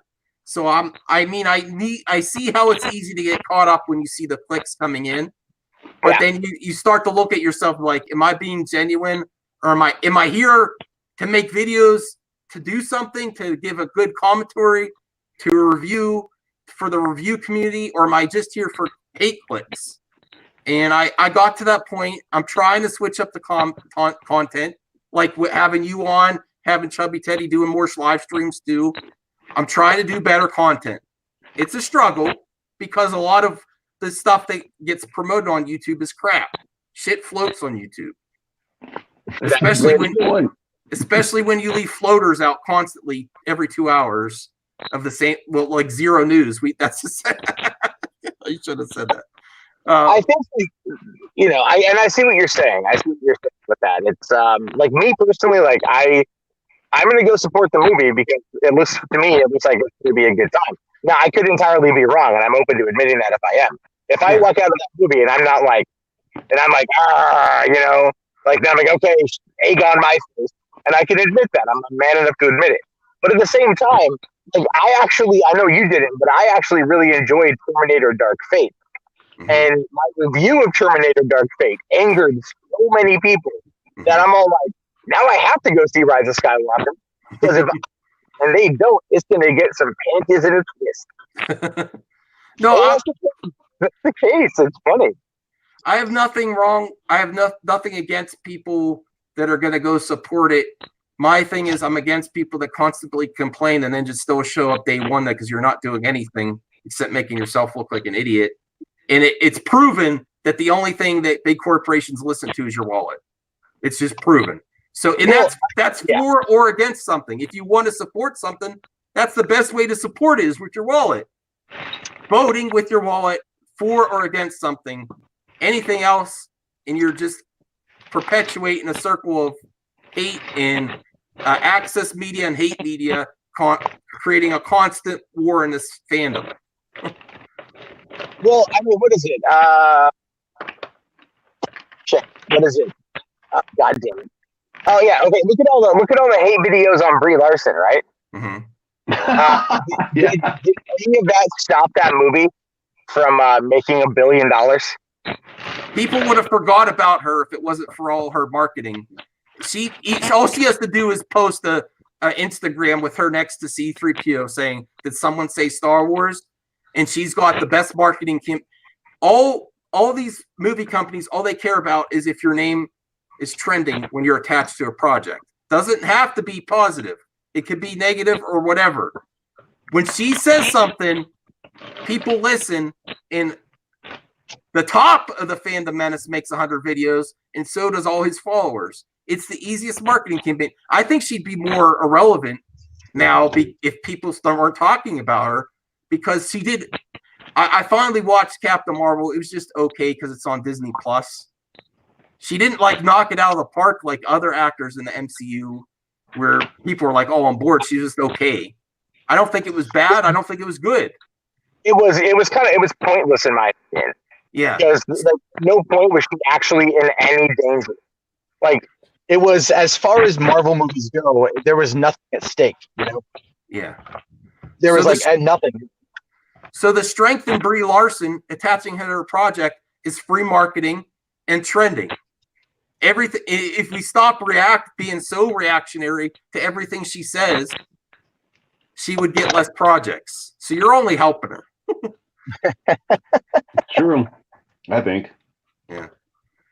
No, that's about right, man. I mean, that's how it works. All right. Let me check to see if I had any ideas for this, for the stream. I heard that Disney is canceling GIFs and memes of Baby Yoda. There's no proof of that. Huh? There's no proof of that. Oh, okay.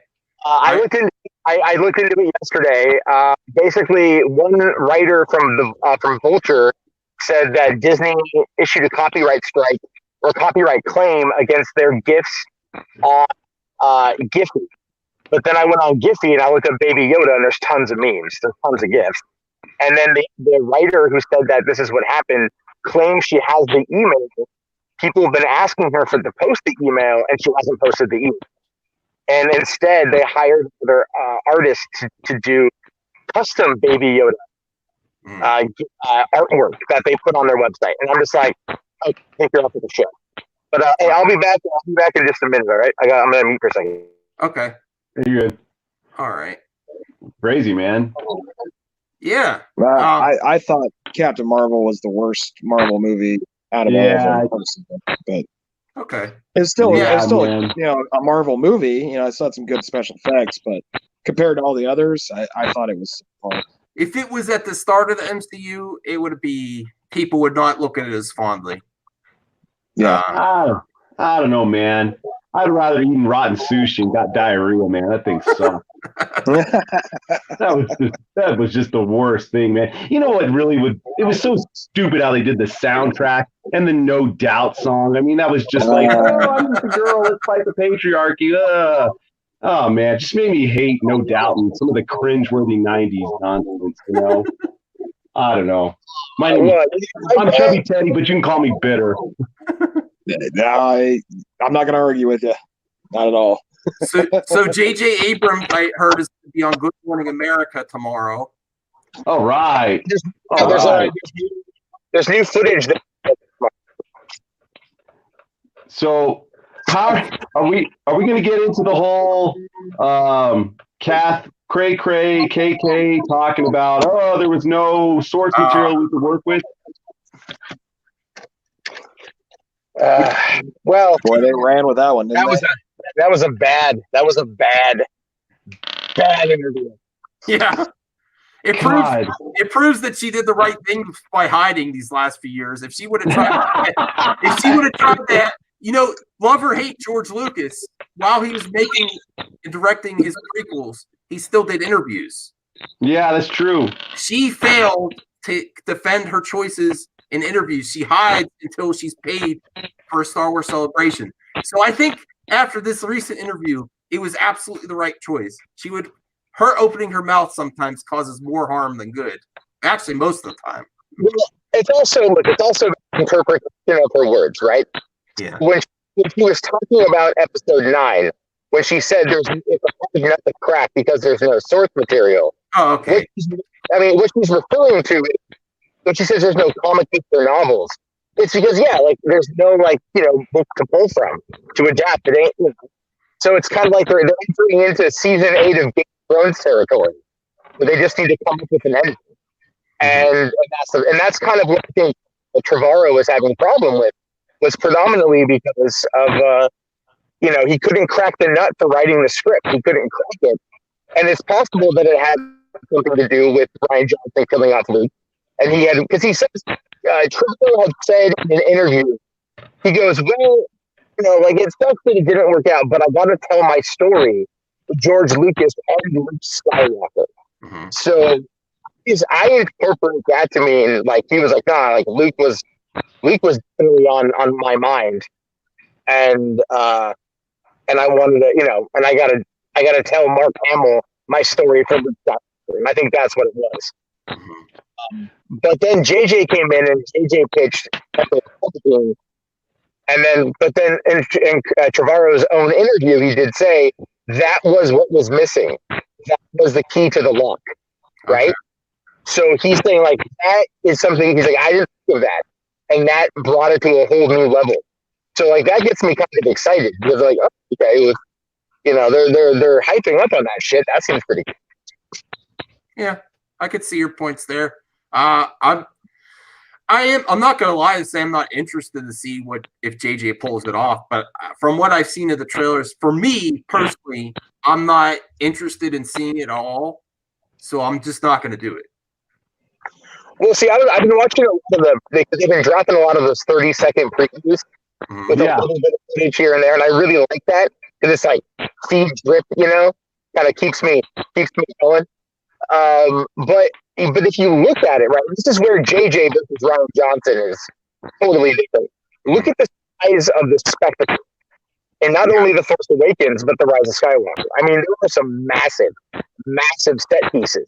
Whereas Rian Johnson only had really the one, which was the throne room, in my opinion. Mm-hmm. Everything else was all CG. Yeah. Oh, really? No, I mean, if you look at Canto Bite was a set piece. It's pretty good. And then go to Crate. Crate looked cool, but it was still just green screen. It was just CG. This is how ridiculous Ryan is. One of the most expensive costs for Last Jedi was the sea cow, flying it into location so Luke can milk it. They spent a lot of money, so that was a physical effect, animatronic type thing. They had to fly that into location just for that scene. Well, if you a badass warrior that was kicking ass through the entire movie, we would have forgot all about him getting some milk. Yeah. But because he was in a world of self-pity and just a wet towel and just a shadow of what he used to be, we focused in on that moment because it was just another way to chop down our favorite character and our childhood hero. So, I mean, that moment sticks out in our minds because of that. But also the look on his face. Yeah. You know? Like Right. that. And like, right. It was basically a cut with Mark Hamill, like, got milk? Go to Galaxy's Edge where you can get milk.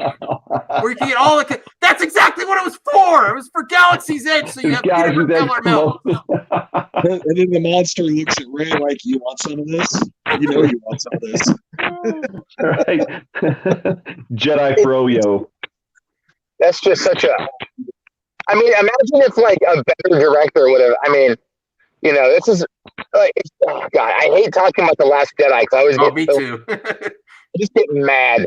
Yeah. Like, wow, it could have been good. And it would have been... Even other things that went wrong with it could have been acceptable, provided certain changes. I want to know that moment when Kathleen Kennedy is watching it with Ryan Johnson, and he looks at her and he's all like, ta-da! And then she goes, this is great. Yeah, we're done with it. But I love it. I love it to be there for her just to go, could we click Luke for like 5 seconds earlier so then he doesn't just like fake existence for no fucking reason? You know? And it's like, just if they would have been alive, we would have been in an entirely different scenario. Well, my theory is that they knew what they had, and they couldn't go with Kathy's plan. This is all my speculation. They couldn't go with Kathy's plan of fixing it with reshoots and patching together at the end because Carrie Fisher's death complicated that. So that's when they created this false marketing campaign. We're so happy. We're just leaving it as is. And we're so happy with Ryan. Well, why isn't he directing 9 after Colin dropped out? Because he's busy with a trilogy. I think that was all marketing BS, and they knew what they had, and they came dragging their ass back to JJ when he didn't have plans to come back and said, you know what, fix it, please. I think they knew what they had. Well, I mean, I believe you're more right than not, if I'm being honest. Because also, remember that they had announced the day before Solo came out that James Mangold was going to be directing a Boba Fett movie. Mm-hmm. Right? Oh, that's right. I remember that. I was like, oh shit! Like, all right, like it was meant to be this positive story, would then get people hyped to go see Solo. Now, I was going to go see it anyway because I fucking loved it. And so like I was all down anyway. But like, you know, but that's not the first time a Boba Fett movie has been talked about. Even Josh Trank, who was fired right before Celebration in 2015, was hired on to do a Boba Fett movie. You know, and then after the whole Fantastic Four debacle, that ended up going away. Oh, so, yeah. Like, there's a lot that's gone on. This is where I think Kathy does well. She knows how to, like, drop a hype bomb, you know, but it's just, well, if your project, but if she drops a hype bomb, right, then you know it's going to be bad. I think that's where we're at right now. It's like, if you drop the hype bomb before a movie or a project, you know it's going to be bad. Because look at Obi-Wan, right? We were all talking about Obi-Wan movie. They had talked about like Stephen, Daughtry being involved to direct it last year, and nothing from Ewan. Disney Plus rolls around, they announced the Obi-Wan series, but it wasn't like right before something came out. It was like just an announcement, which means okay. That's when the price hike for Disney Plus is coming, when Obi-Wan premieres. I'm just preparing everybody. I think you're right about that. I think no, it's not going to be for Obi-Wan. They're going to keep it at this price for a while. We're talking a couple years, at least 3 years. They're going to keep it at this price. It's when we hit the 3-year anniversary. They're probably increased it a little bit. But I mean, it's like I've been watching Disney Plus like every day. A lot of it is rewatching Mandalorian. Yeah, so, that's the only thing I want to see on it. I said last night I watched Moana with my kids, and like I enjoyed it for the animation. I think the animation is beautiful in that movie, and then seeing the 4K version of it was awesome. And my daughter really liked it, so I was like, all right, I mean, that's for someone like me because I got kids. having. Matt, have you heard anything about the next? There's rumors about Favreau actually directing a film now after this too, and that being the next project. I've heard rumors. Now, what we can speculate is what we know. All right, and so we know that Mandalorian has absolutely reinvigorated a fan base that was thought dead in some aspects. Mm-hmm. Like, the Mandalorian is straight up Viagra for Star Wars. And so people are happy. They're hyping. Baby Yoda is the biggest meme of the year. Everyone loves Baby Yoda. So when you got Alan Horn, who is the co-chair of Disney Studios, and people ask him, "Oh, are you thinking about the Mandalorian movie?" And he's like, "Well, I mean, obviously, he's like, there's a lot of there, and if we can find a way to reverse engineer that, yeah, we'll make it a movie." So they're actually looking at the long term of how to profit off of this. It's not just through Disney Plus. They want to take that theatrical. And I think if they would drop the first 3 episodes, the first arc of the series, as a movie, the Fathom event or something, they'd make a lot of money. Yeah. They'd make a lot of money if they ran that in theaters. I would go see it 100%. So Favreau, being a team player that he is, clearly wants to build this up. He's directing at least 1 episode of season 2 of Mando, that much.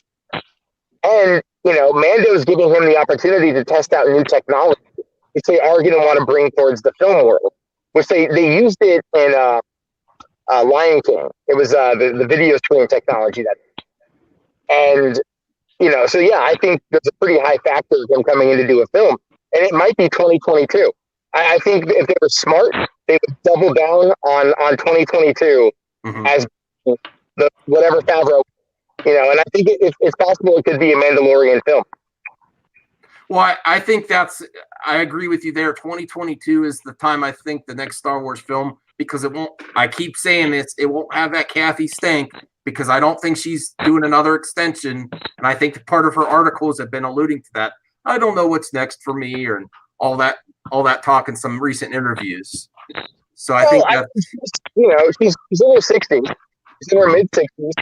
She's been in the game for over 40 years. She knows what she's doing producing guys, but she probably wants to get back to just producing and not running the studio. I mean, the two are so insanely different. Like I've said before, I think George asked her to do this because he trusted her to shepherd his vision, because he's known her for about 40 years. And so, because I mean, like when he met her, she was Steven Spielberg's assistant on Raiders. That was the first time he worked with Jordan and everything else. He's known her forever, and he trusted her, and I don't think she was up to the task. But Filoni, it could be Filoni directing it in 2022. Imagine that, right? Yeah. Because if Filoni is doing 2 episodes of this season and testing out his acting and his directing chops, imagine Dave Filoni writing and directing a Star Wars movie. Even the most ardent haters would come out and go, "No, I'm seeing that. Like, I don't even care." Yeah. Yeah, dude, I'm in. What if it's like an Ahsoka Tano movie? Mind blown. What was the Feige announcement then? Do you think that's going to happen first, or? I think so. I don't know. I mean, like, it could go either way. It could. I mean, if they're smart, and they need to be smart here. They need to be smart. If they're smart, they lean into what works. Well, we know that Kevin Feige has a very devoted fan base of people, right? Like a very devoted fan base for just one producer. Really funny. So you've got that. Then they know that people also really like Dave Filoni and they like Jon Favreau. Favreau and Feige launched the MCU together. So why not have it be a Dave Filoni directed, Jon Favreau, Kevin Feige produced Star Wars? No, I can give you an example of Disney learning from their mistakes just recently with the toys. They were always pushing out toys, Lego sets and stuff before the movies. People would get a sneak peek of what they were going to see, and it kind of spoiled some of the rumors and stuff that was going around. This time around with The Mandalorian, yeah, they dropped a couple of little toys and little hints out there, but pretty much stuff you already seen in the trailers. Then they dropped Baby Yoda. They didn't leave any kind of stuffed animal out there. Could you imagine what these big channels, these 8 channels would have said about a Baby Yoda stuffed animal that was from The Mandalorian before we saw him, they would have ripped it apart. But they were smart. And now those things won't be able to stay on the shelf once they get them out. I guarantee it. Yeah. Yeah, I'm gonna buy one. I'm gonna totally buy one. I I'm don't gonna know. get Oh, one. me too. I'm down. My wife's gonna buy one. I told my girlfriend. She's like, I want a third kid. I said, I want baby Yoda. Let's talk. And people and they're not out yet, so people are clamoring for them. They're learning from their mistakes. So hopefully we can transfer that over to the movies as well. So No, they really are. They really Got are. a new Cabbage Patch Kids. at this point in the stream, we're about 15 minutes out from 2 hours. So what I want to do, I don't know if you want to stay for this part, Matt, because the section I'll have of the stream is called Zero News, where we go over titles of Mike Zero videos and discuss and see if he's on track to anything. If it's news or is it zero news. So it's up to you if you want to stick for that or not, and then I might cover some of the chat too. But we appreciate you coming on either way. Yeah.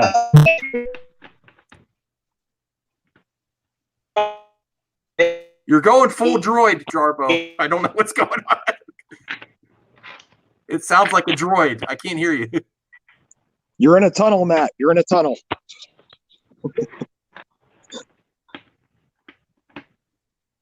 Yeah, I think we I don't lost know him. what happened. Well, he's Poor there. guy. He's frozen. I don't know what's going on. But I'll bring up. Look at the last. He's sticking around to see what Mike Zero's. Okay. Yeah, he wants to know about Zero News, man. Zero Yeah. news. Let's see Don't we if all? Mike Zero Yeah. is on to something or it's zero news. So let's check that out. See his last week of content. See if All there's right. any shocking reveals. The Rise of Skywalker ending scene, full leak revealed. Star Wars Episode 9. So he's done about 20 of those.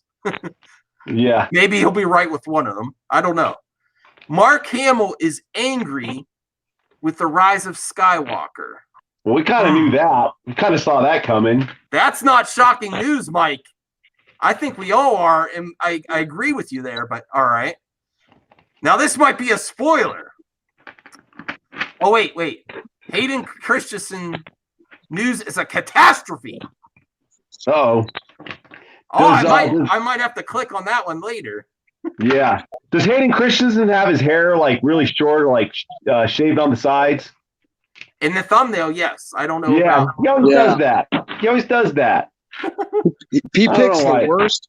He picks the worst looking photos of these actors for his He really thumbnail. does. I mean, some of these pictures. I mean, he did the when Benioff and Weiss were doing the movies, or when the plan was for them to do the movies. Some of the thumbnails for it were cool. Oh, we're coming up on a total trolling moment that he did for a title. All right, let's do it. All right, so the Rise of Skywalker news. It's a dumpster fire. Oh no! Oh, Mike Zero Oh. official saying it's a dumpster fire. oh man, he's part of the Fandom Menace now. He actually Yeah, is. Mike. You ought to hear his videos. His Brie Larson one was pretty funny, man. He really went off on He's that. hating on Last Jedi. He's late to the party. Hey, Angus, Yeah, if you're totally. listening, you need to make a video. Mike Zero has joined the Fandom Menace. Oh, they would love that. Oh, Totally. All right, here's Actually, John Matrix said that. John Matrix. I don't know if you guys watched John Matrix, but he brought that up. okay. I believe it. All right, now here's another one. The Rise of Skywalker. George Lucas news is a disaster. He's really. You're right, Chubby Teddy. You're right. He's gone towards more negative. That's the influence of the Menace. I've done it myself. I'm trying. I think everyone in the stream right now, even in the comments section, we're trying. It's hard. It's easy to go that way. We're trying different. But here's the one where he's absolutely trolling and wanting clicks, and he got ratioed pretty bad on this video. Ryan Johnson helped with the Rise of Skywalker. What? He had nothing to. He has nothing to do with Star Wars anymore. Clickbait. Oh man, yeah, that's straight up clickbait, man. Zero's Oh, horrible. Have you that's- seen his comments? Have you guys seen his comments? He No, he always goes into his video comments and he puts, "Dear friends, get me to 500 likes." But then he doesn't respond to not one person in the comments. Oh, Not yeah. a one. And you're even lucky to get a man. thumbs up. He's too busy making more videos.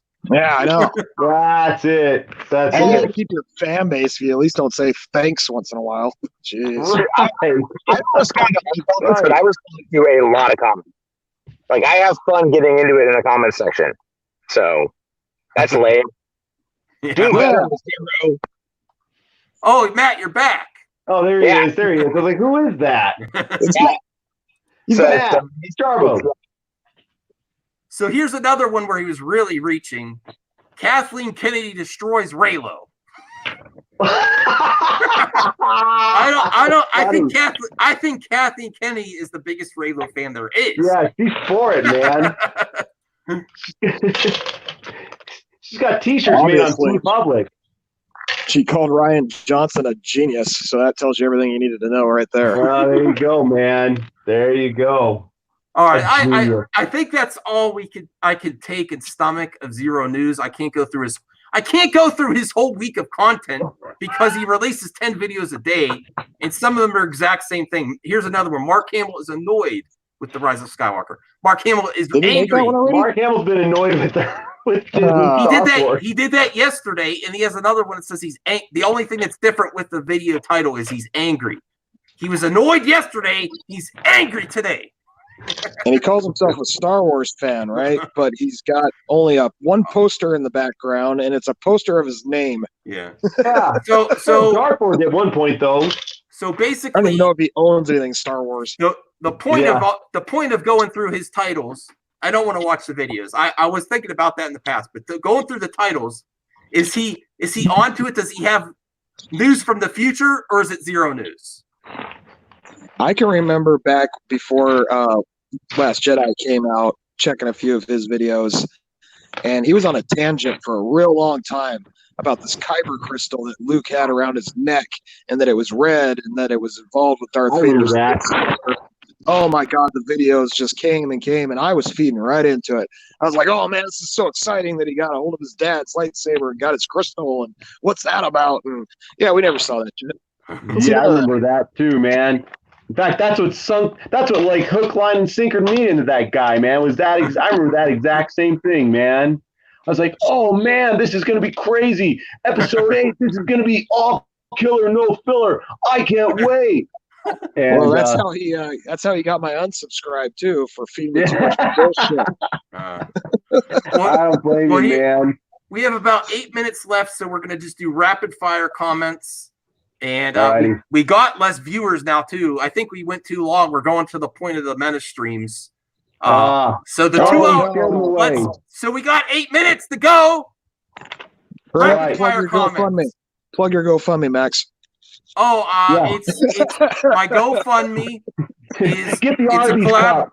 collaboration with Stephen Walton, the rise of the Fandom Alliance, and the end of the Menace. There's only going to be one volume because it's just going to happen. Go fund me and go fund yourself. Go fuck yourself. I like that. Paternal feelings turned on after seeing Baby Yoda crying. Oh, yes. All right, we got a viewer back, so we must be doing something right. And Awesome. Matt Arbo's here in some capacity. So, do. oh, It's you his are bot. okay. I thought you got the weak signal again, and you. Well, we appreciate you coming on. Yeah, I that's don't- awesome, Jarbo. Yeah, I know. You guys do this when I'm out running errands, and I'm like, all right, well, I'll just jump in. And I don't mean to put you on the spot at all, Jarbo. Yeah. But in the future, it would be nice if we could come on your channel for a War Council too, even though you haven't joined this group.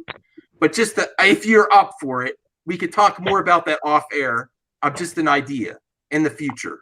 yeah, no, I'm not against having Star Wars chats. I don't know, I'm not really associating with any group, Right. but I'm not against having people come on. In fact, last night, for example, I did a two and a half hour stream where I found out how to take live calls with stream. Live what? Live phone calls. Oh, that's awesome. Oh, You that's got to let cool, us know man. about that. I had people calling into the show. So Oh, we were talking. wow. That's awesome. I gotta check out some of your vids. I've been taking a break from YouTube a few days because we had friends in town. So I'm gonna go back and check that. Is that stream still up? It's unlisted right now because it was on the main channel and not the streaming channel. And it really fucks with the algorithm. Oh, I get it. So Jarbo. I'll link you to the unlisted. Okay, Yeah, Jarbo. Was that on your After Dark show? It's gonna be on After Dark. I did it on the main channel last night, but it's gonna be on After Dark. Yeah. Okay, cool, man. So starting tomorrow night when I go back to regular. I'll check it out, man. Yeah, if you tweet that at me, I'll retweet it. See if we could look at it unlisted. I'm not sure how that works, but I'll check it out if I can for sure. You can I sent you the link and you can check it out. Okay, cool. So I'll retweet that after the show's done too, in case someone wants to. No, it's fine. It's fine. It was I'm not too worried about it, but doing the it's really easy. You do is do you pay for StreamYard? Do you pay for the premium or the pro? No. You might have to pay for pro. Okay. You can do more. I don't know if you can do the overlays. Can you do an overlay on the basic model? I'm a noob to all this streaming, so I don't know yet. Yeah. Mostly what I did is I brought up Google Voice. I had the audio from the browser playing on the and then I just brought up a GIF that would cover the Google Voice page, so then people's phone numbers weren't going to get leaked out. Oh, okay. And then they call my Google Voice line that I have specifically set up for Hollywood After Dark, and then we can chit chat and have a conversation. Oh, and that's cool. It's absolutely free. That's great. I might call in next time. That'd be awesome. Are you gonna wear a Ghost Rider, Max, if you call in, dude? Huh? You gonna wear a Ghost Rider mask if you call in? What are you gonna wear? I'm not sure yet. Maybe, possibly. It would be. I mean, it would be like phone call if you want to call in phone call wise. But I could also have you on like this. And that would be. All so right. it's not I'm not worried about it. I like that.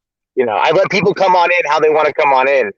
Most people are still kind of apprehensive about joining up, which is really funny. It's like you just want to come have a conversation. It's usually they're fun times. That's all I'm saying. So.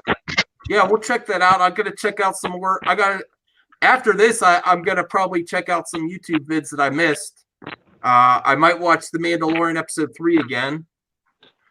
But we are gonna end it in a few minutes. I'm gonna just go through these questions real quick. And Snowdub has gone for the night, I think. So thanks, Snowdub, for coming on. Thanks, Chubby Teddy and Matt Jarb. Of course. It's been awesome, man. Thank you. Jazz Max. Hands for the Mandalorian. Jazz hands. Jazz hands. That's awesome. KK is there because Tricon 40. KK is there because Disney is afraid to fire a woman. I think you have a point there because if look at the DC movie universe, how many people they've hired and fired there. But it's not just that. I think it's also how connected she is in Hollywood. I think she's more connected than the DC universe, the people that were hired. She's got a stronger history than they do. So she's very hard to publicly fire. I have someone that just popped in. I'll let him come in real quick. Hey, man. The CGH. Thanks for coming in. Yeah, sorry. I had a power nap, so I was like,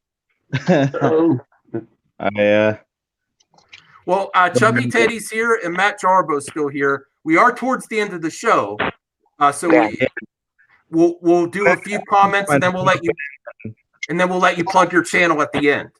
I I'm getting a phone call, so I got to run because it's my girlfriend. Oh, that's fine. No worries, Jarbo. Get it, man. Yeah. So I'll chit chat with you guys all, and thanks for having me on. Appreciate it. Oh, yeah. Oh, no problem. See you later. Been awesome, Matt. All right, thanks for coming on the CGH. So we're basically right now, because I don't like to go too long past 2 hours, is we're catching up on comments. and then we'll give you some time at the end of the show for you to talk about something you want to talk about, or your channel, or what you're planning, what your projects you're working on. Let me see. Yeah. I get lost. Honestly, see the CGH, I get lost trying to do two things at once. So I forgot about the You're chat. pulling it off. You're doing fine. You're doing good.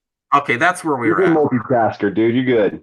You got, okay, Sub Money says, do you guys like Marvel and DC? Yes, I'm more of a DC guy. Yeah, I'm But I all like them DC. both. What about you, CJH? I like parts of DC, like Batman and stuff, but Cool. I've always been a Marvel guy. Are you happy with the MCU as it is right now, or you think their best is behind them? The best is behind them. I'm hoping to see like Fantastic Four and X-Men, Yes. but I think the best is behind them so far. Cool. Yeah, me too. I'm really interested to see if they get Fantastic Four right. And I actually like most of the X-Men movies. I know people have a lot of problems with them, but yeah, after the Dark Phoenix, it's time. I wish they had a better send-off because I liked a lot of the actors in that. I recently watched it. It wasn't the greatest ending to their arc, but I'm up for a new take on it. Yeah, they've done Dark Phoenix story twice now, and I feel like it should be their Infinity War story. Mm-hmm. Yeah, I agree. It's you know, when you hear the story behind the scenes of that whole Dark Phoenix, and then the Disney 20th Century Fox, you know, a merger acquisition, and then you find out like it was supposed to be a two-parter, and then they changed the ending because of Captain Marvel. It was a little discouraging, man, because that could have been awesome. Exactly. All right. Here's Sub Money. Give Ryan Johnson a chance. Yeah, no thanks. I'm actually pissed as hell. Even though I don't like Ryan Johnson, I was gonna watch Knives Out like on Redbox. I'm not gonna go pay the theater because I don't want to give any chance. I don't want to give him any chance to come back. I know he's not, but I just don't. I can't risk it until he's far, far away in a galaxy far, far away from Star Wars. So someone ruined the ending to me on Twitter, though. I'm pissed. Oh, and with Knives Out? Yeah. Really? No Can you message it to me?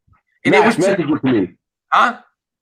Can you message it to me on Twitter? Just do a direct message. Oh yeah. I hate when I just go on Twitter and there's a spoiler right there. Just No. Just email it to me on Twitter. Private message. Yeah, private message. Yeah. All right. You know, here's the thing about Ryan Johnson, man. You know, I know that we're all Hey, this is the end of the stream, Chubby. We could be going on for another 7 hours if we talk. Oh, that's right, man. Car video. Okay, I'm sorry. Go ahead. You're good, man. No, you're good. It is kind of getting long-winded and stuff, but you know, I gotta say, man, like, okay, we know what happened with Ryan Johnson and the way he mishandled Luke, and yeah, that was, you know, he basically just took 40 years of Star Wars lore and just threw it, and just flushed it down the toilet and smiled, you know, and then he does the whole, and then of course before all that, the your Snoke theory sucks and yada yada. But you know, like, here's the thing, man. It's just the way he's handled himself with the aftermath. Now, here I go. I'm going to start talking about Zack Snyder, and you know my thoughts on Zack Snyder, man. Very transparent, but you gotta love him, man, because he was like, after the backlash of BVS and how people didn't perceive it like it was an MCU movie and yada yada. You know, he got crapped on pretty hard, man. But he took it like a champ. You never saw him get on Twitter and, you know, bash the people that didn't like it, you know, with this whole thing with Justice League and, you know, how that all went down. You never saw him, like, air his dirty laundry. He might have thrown, you know, he put pictures out of scenes in the movie and kind of alluded to certain things that took place behind the scenes. But he kind of just let things kind of air out as time went on. He kind of let the smoke clear to kind of, and let that vindicate him, you know? Ryan Johnson, man, I mean, him just going all out and, you know, trolling the fans and saying man babies and whatever it is, you know, basement dwellers, yada, yada. I mean, that's just so unprofessional. The guy lacks tact and professionalism, and it's like, I would forgive the guy more if he was just like, "Hey, man, I messed up," or "Hey, Or sorry, I did what I thought, and then leave it go at that. yeah, man." He's like, maybe I want to do something different. I didn't want to make Star Wars formulaic, or something like that. Like the thing that I appreciate about the Russo brothers, because I'm one of those guys that feels like the Russo brothers plagiarized BVS. I'm hardcore about it, man. But what I appreciate about those guys, they came out and said, you know what? We wouldn't have done Civil War if it wasn't for Batman versus Superman. That's respectful. I like that. I appreciate that. So I don't know. That's my rant. That's all I got about Rian Johnson. And that's the thing. Like him acting like that just makes me not want to see Knives Out. It just makes me I mean, I think Looper sucks now because Rian Johnson acted that way. Yeah. So anyways, that's my rant. In any other job profession, they would be fired. Oh, totally. All right. Yeah, I can't talk to people. Customers. If you work in a customer service type field, you can't talk to customers like that. I don't think it should be any different. Customer service. It's no customer service. Yeah. And there's no, but the thing is, there's no regulatory tape in this industry at all, really. I mean, there's certain legality things and certain like he said, she said things, but there's no, there's no real regulatory red tape in this business. Anything goes. It's crazy, man. It blows my mind. Oh, Corey Ralph confirmed Samuel L. Jackson return for Star Wars: The Rise of the Last Mother Effer. That'll get me in the theaters. That'll be awesome. That'll be awesome. He's got the wallet from Pulp Fiction. The Mandalorian is so great, this will save Star Wars. This is the way. I agree. Yeah. Techno639. Not this again. He is actually a really cool dude. I want to have him on. Also, the CGH are welcome back anytime. But Techno639, he is a sequel defender and a Disney Star Wars fan. But he adds the conversation, so I want to have him on in the future. I don't know if he's still watching. Yeah, I think that'd be cool, man. I think it's cool. So, what was that, CGH? Technically, now I'm Fandom, I guess, but So, like, how would you distinguish like the Fandom Menace versus what Max is doing versus whatever the Gray Order guy is? I forgot that guy. What's the differential advantage between the three factions, if you will? Yeah. Middle, what do you guys doing? And the Fandom side, I do see a lot of acceptance, and that's kind of why I've chosen the Fandom. And on the SJW side, always they attack anyone who disagrees with them, and I've always hated censorship and all that. All right. I can see your points there. I appreciate that. I think we're about difference of opinions too, and we're more about trying to. It's hard to go positive in this environment. There are still gems, and if there's nothing there, go back to the history of film and building each other's small channels up without paywalls is something that I really feel that I'm trying to do hardcore here, and bringing everyone on, even fans that don't necessarily have a YouTube channel. We're going to try to do that. Chubby Teddy, for example, he has a channel, but it wasn't focused on this type of content, and he's kind of tipping his toe. Actually, he's dived in, really, and he's going hardcore with movie talk, I think. And he might. I don't know if you would do this type of stuff on your channel too. We'll see. But I think you're great at it. CJH, I've watched some of your stuff. You're great at it too. So we'll be happy to have you on. And I'm sorry I couldn't make your last stream. It was I was too tired. I don't remember. I had to wake up for something. I had to go to sleep. During this stream, I kind of had a power naps. Yeah. So I understand that. understand that feeling. Yeah, I'm in that boat too, man. I get it. I get that. Sub Money loves Captain Marvel. Hey, no kink shame. No Hey, kink there's shame nothing here. wrong with that, man. Love what you love. It's all good. It's all good, man. Cancel the madness. Get the hell out of here. Hail the Fandom Menace. I have a feeling. I don't know. Unknown WR. Madness. That might be Angus, his other channel, because he started to cancel the madness too. I don't know.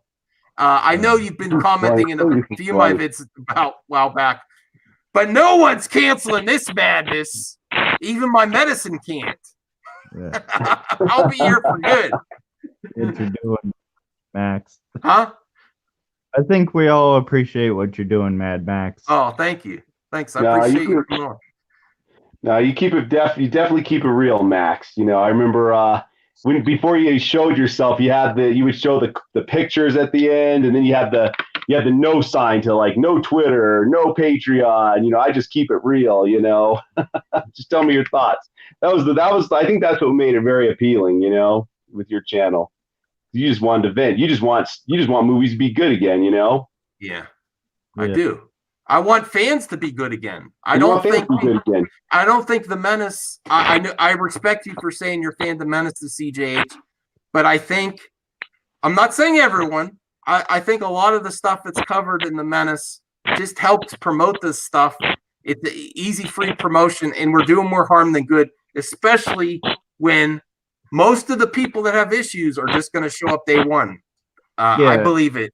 That too. I mean, I try my best not to publicize the Disney stuff, but you know, you kind of gotta do what you gotta do, right? So yeah, right.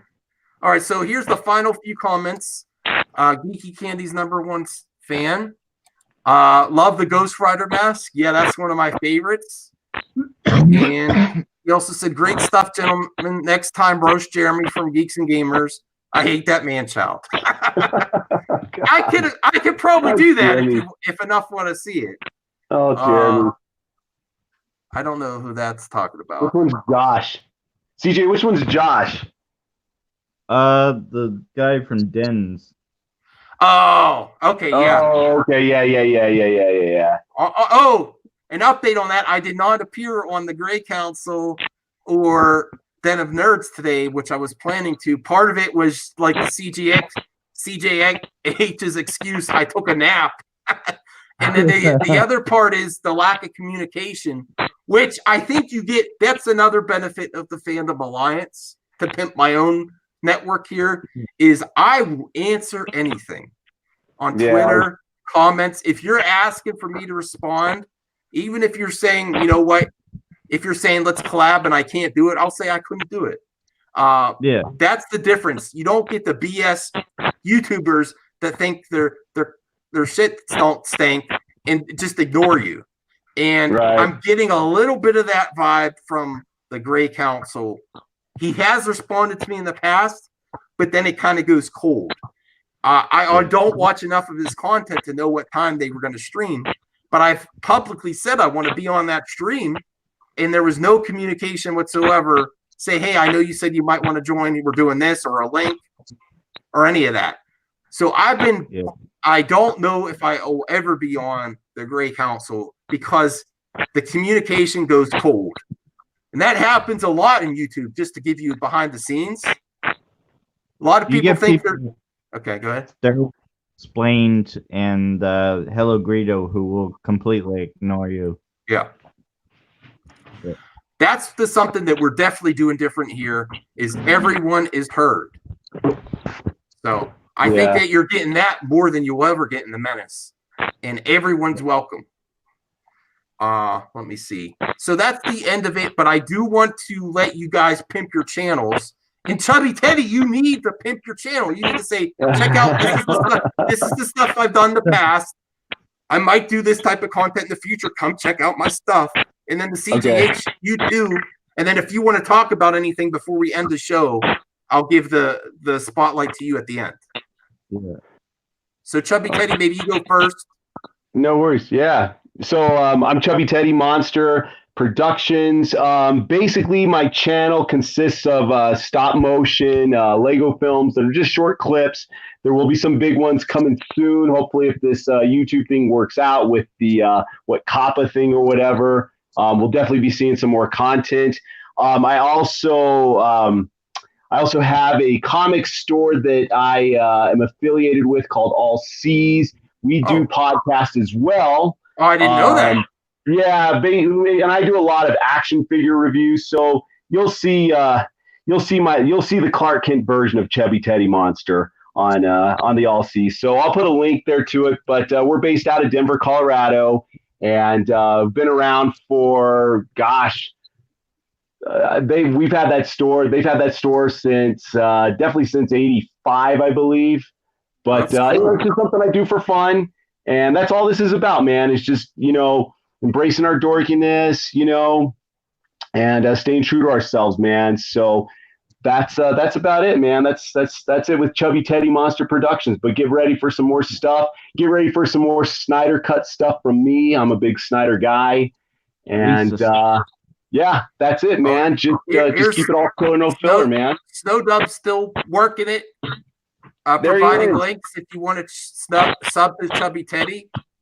And then the CJH, the floor is yours if you want to give a few minutes of something you want to talk about, or just talk about your channel or what your plans are. So yeah, my channel is basically about movies, rants, TV shows, speculation, and sometimes I get into the conspiracy theories. Yeah, I'm all about that, man. Called the CJH podcast. So Cool. pretty much, and that's on Anchor podcasts if they want to check that out. So, and here's the link. Right. We should get your thoughts before we end it on what you're thinking about The Mandalorian. Have you been watching? Oh, I've been watching. I think it's probably one of the best shows that Disney has done.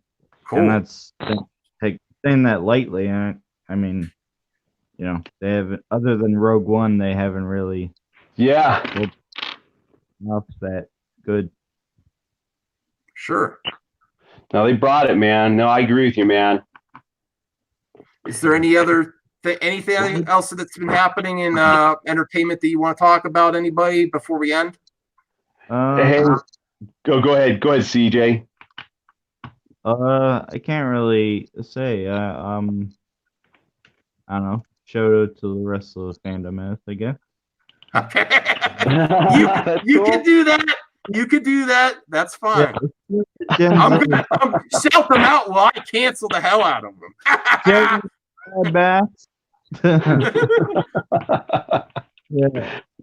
Oh man. Cool. No, guys, really quick. I know we talked a lot of Star Wars talk, which is awesome, and it's awesome. We can finally feel some true life back in Star Wars. One thing I wanted to bring up that's pretty interesting is Star Trek 4. That's crazy. Yes. That we're going to get Star Trek 4, and I think this is going to be really good. I don't know if you guys have watched the Fargo TV show, but I've watched some episodes, and it's really well done. Good casting and everything. I actually did like the Kelvin series, and they're still going with it. And I don't know. I've got my excitement levels up on this one, man. So that was great news that got dropped. And then let's just hashtag release the Snyder Cut, man. I think this thing's gonna happen pretty soon. I think so too. What are your thoughts on the Snyder Cut, CJH? I think he should get his vision finalized. Right on, man. DC has always been about the multiverse, and I think just completing that whole Snyder vision would, it's like giving Nolan the third Batman. Just let him started. Yeah, I agree. I agree totally, man. Well put, CJ. And that's the thing. you know, he has this thing laid out, you know, and he was going to do something totally different than Marvel, and that's a good thing. You know, let Marvel have Marvel's thing. You know, they don't have to do the DC. The DCU does not need to do what Marvel's doing. You know, I mean, that's the thing. If they try to do it, and what happens? They just look like the poor man's Marvel. You know, let Snyder do his thing. Let him finish it and move on. You know, Well, I don't know. Well, I am gonna end it here because my dogs need to go out. But you get the last comments, DGH, before we end it. You could end this stream. You're like, and thanks for watching at your end of your comment. Yeah. Thanks for watching. But yeah, if we get things like Joker when we give the directors their vision. Yeah. Absolutely, man. All right, I think that's it. We left on a positive note. Release the Snyder Cut. Bye, everybody. All right. Bye, Max. Take care, guys. Take care, CJ. Take care. Teddy. Okay, that's the end. Thanks for coming on, CJH. Yeah, no problem. Maybe we could do that another time as well. Sure. Definitely. Yeah. I'll come on your channel too. Basically, real life stuff is busy. It's hard to. I have the hardest time is working out a schedule to collab. Yeah. But glad you stopped in. Yeah. Have a good night. Yeah. See ya.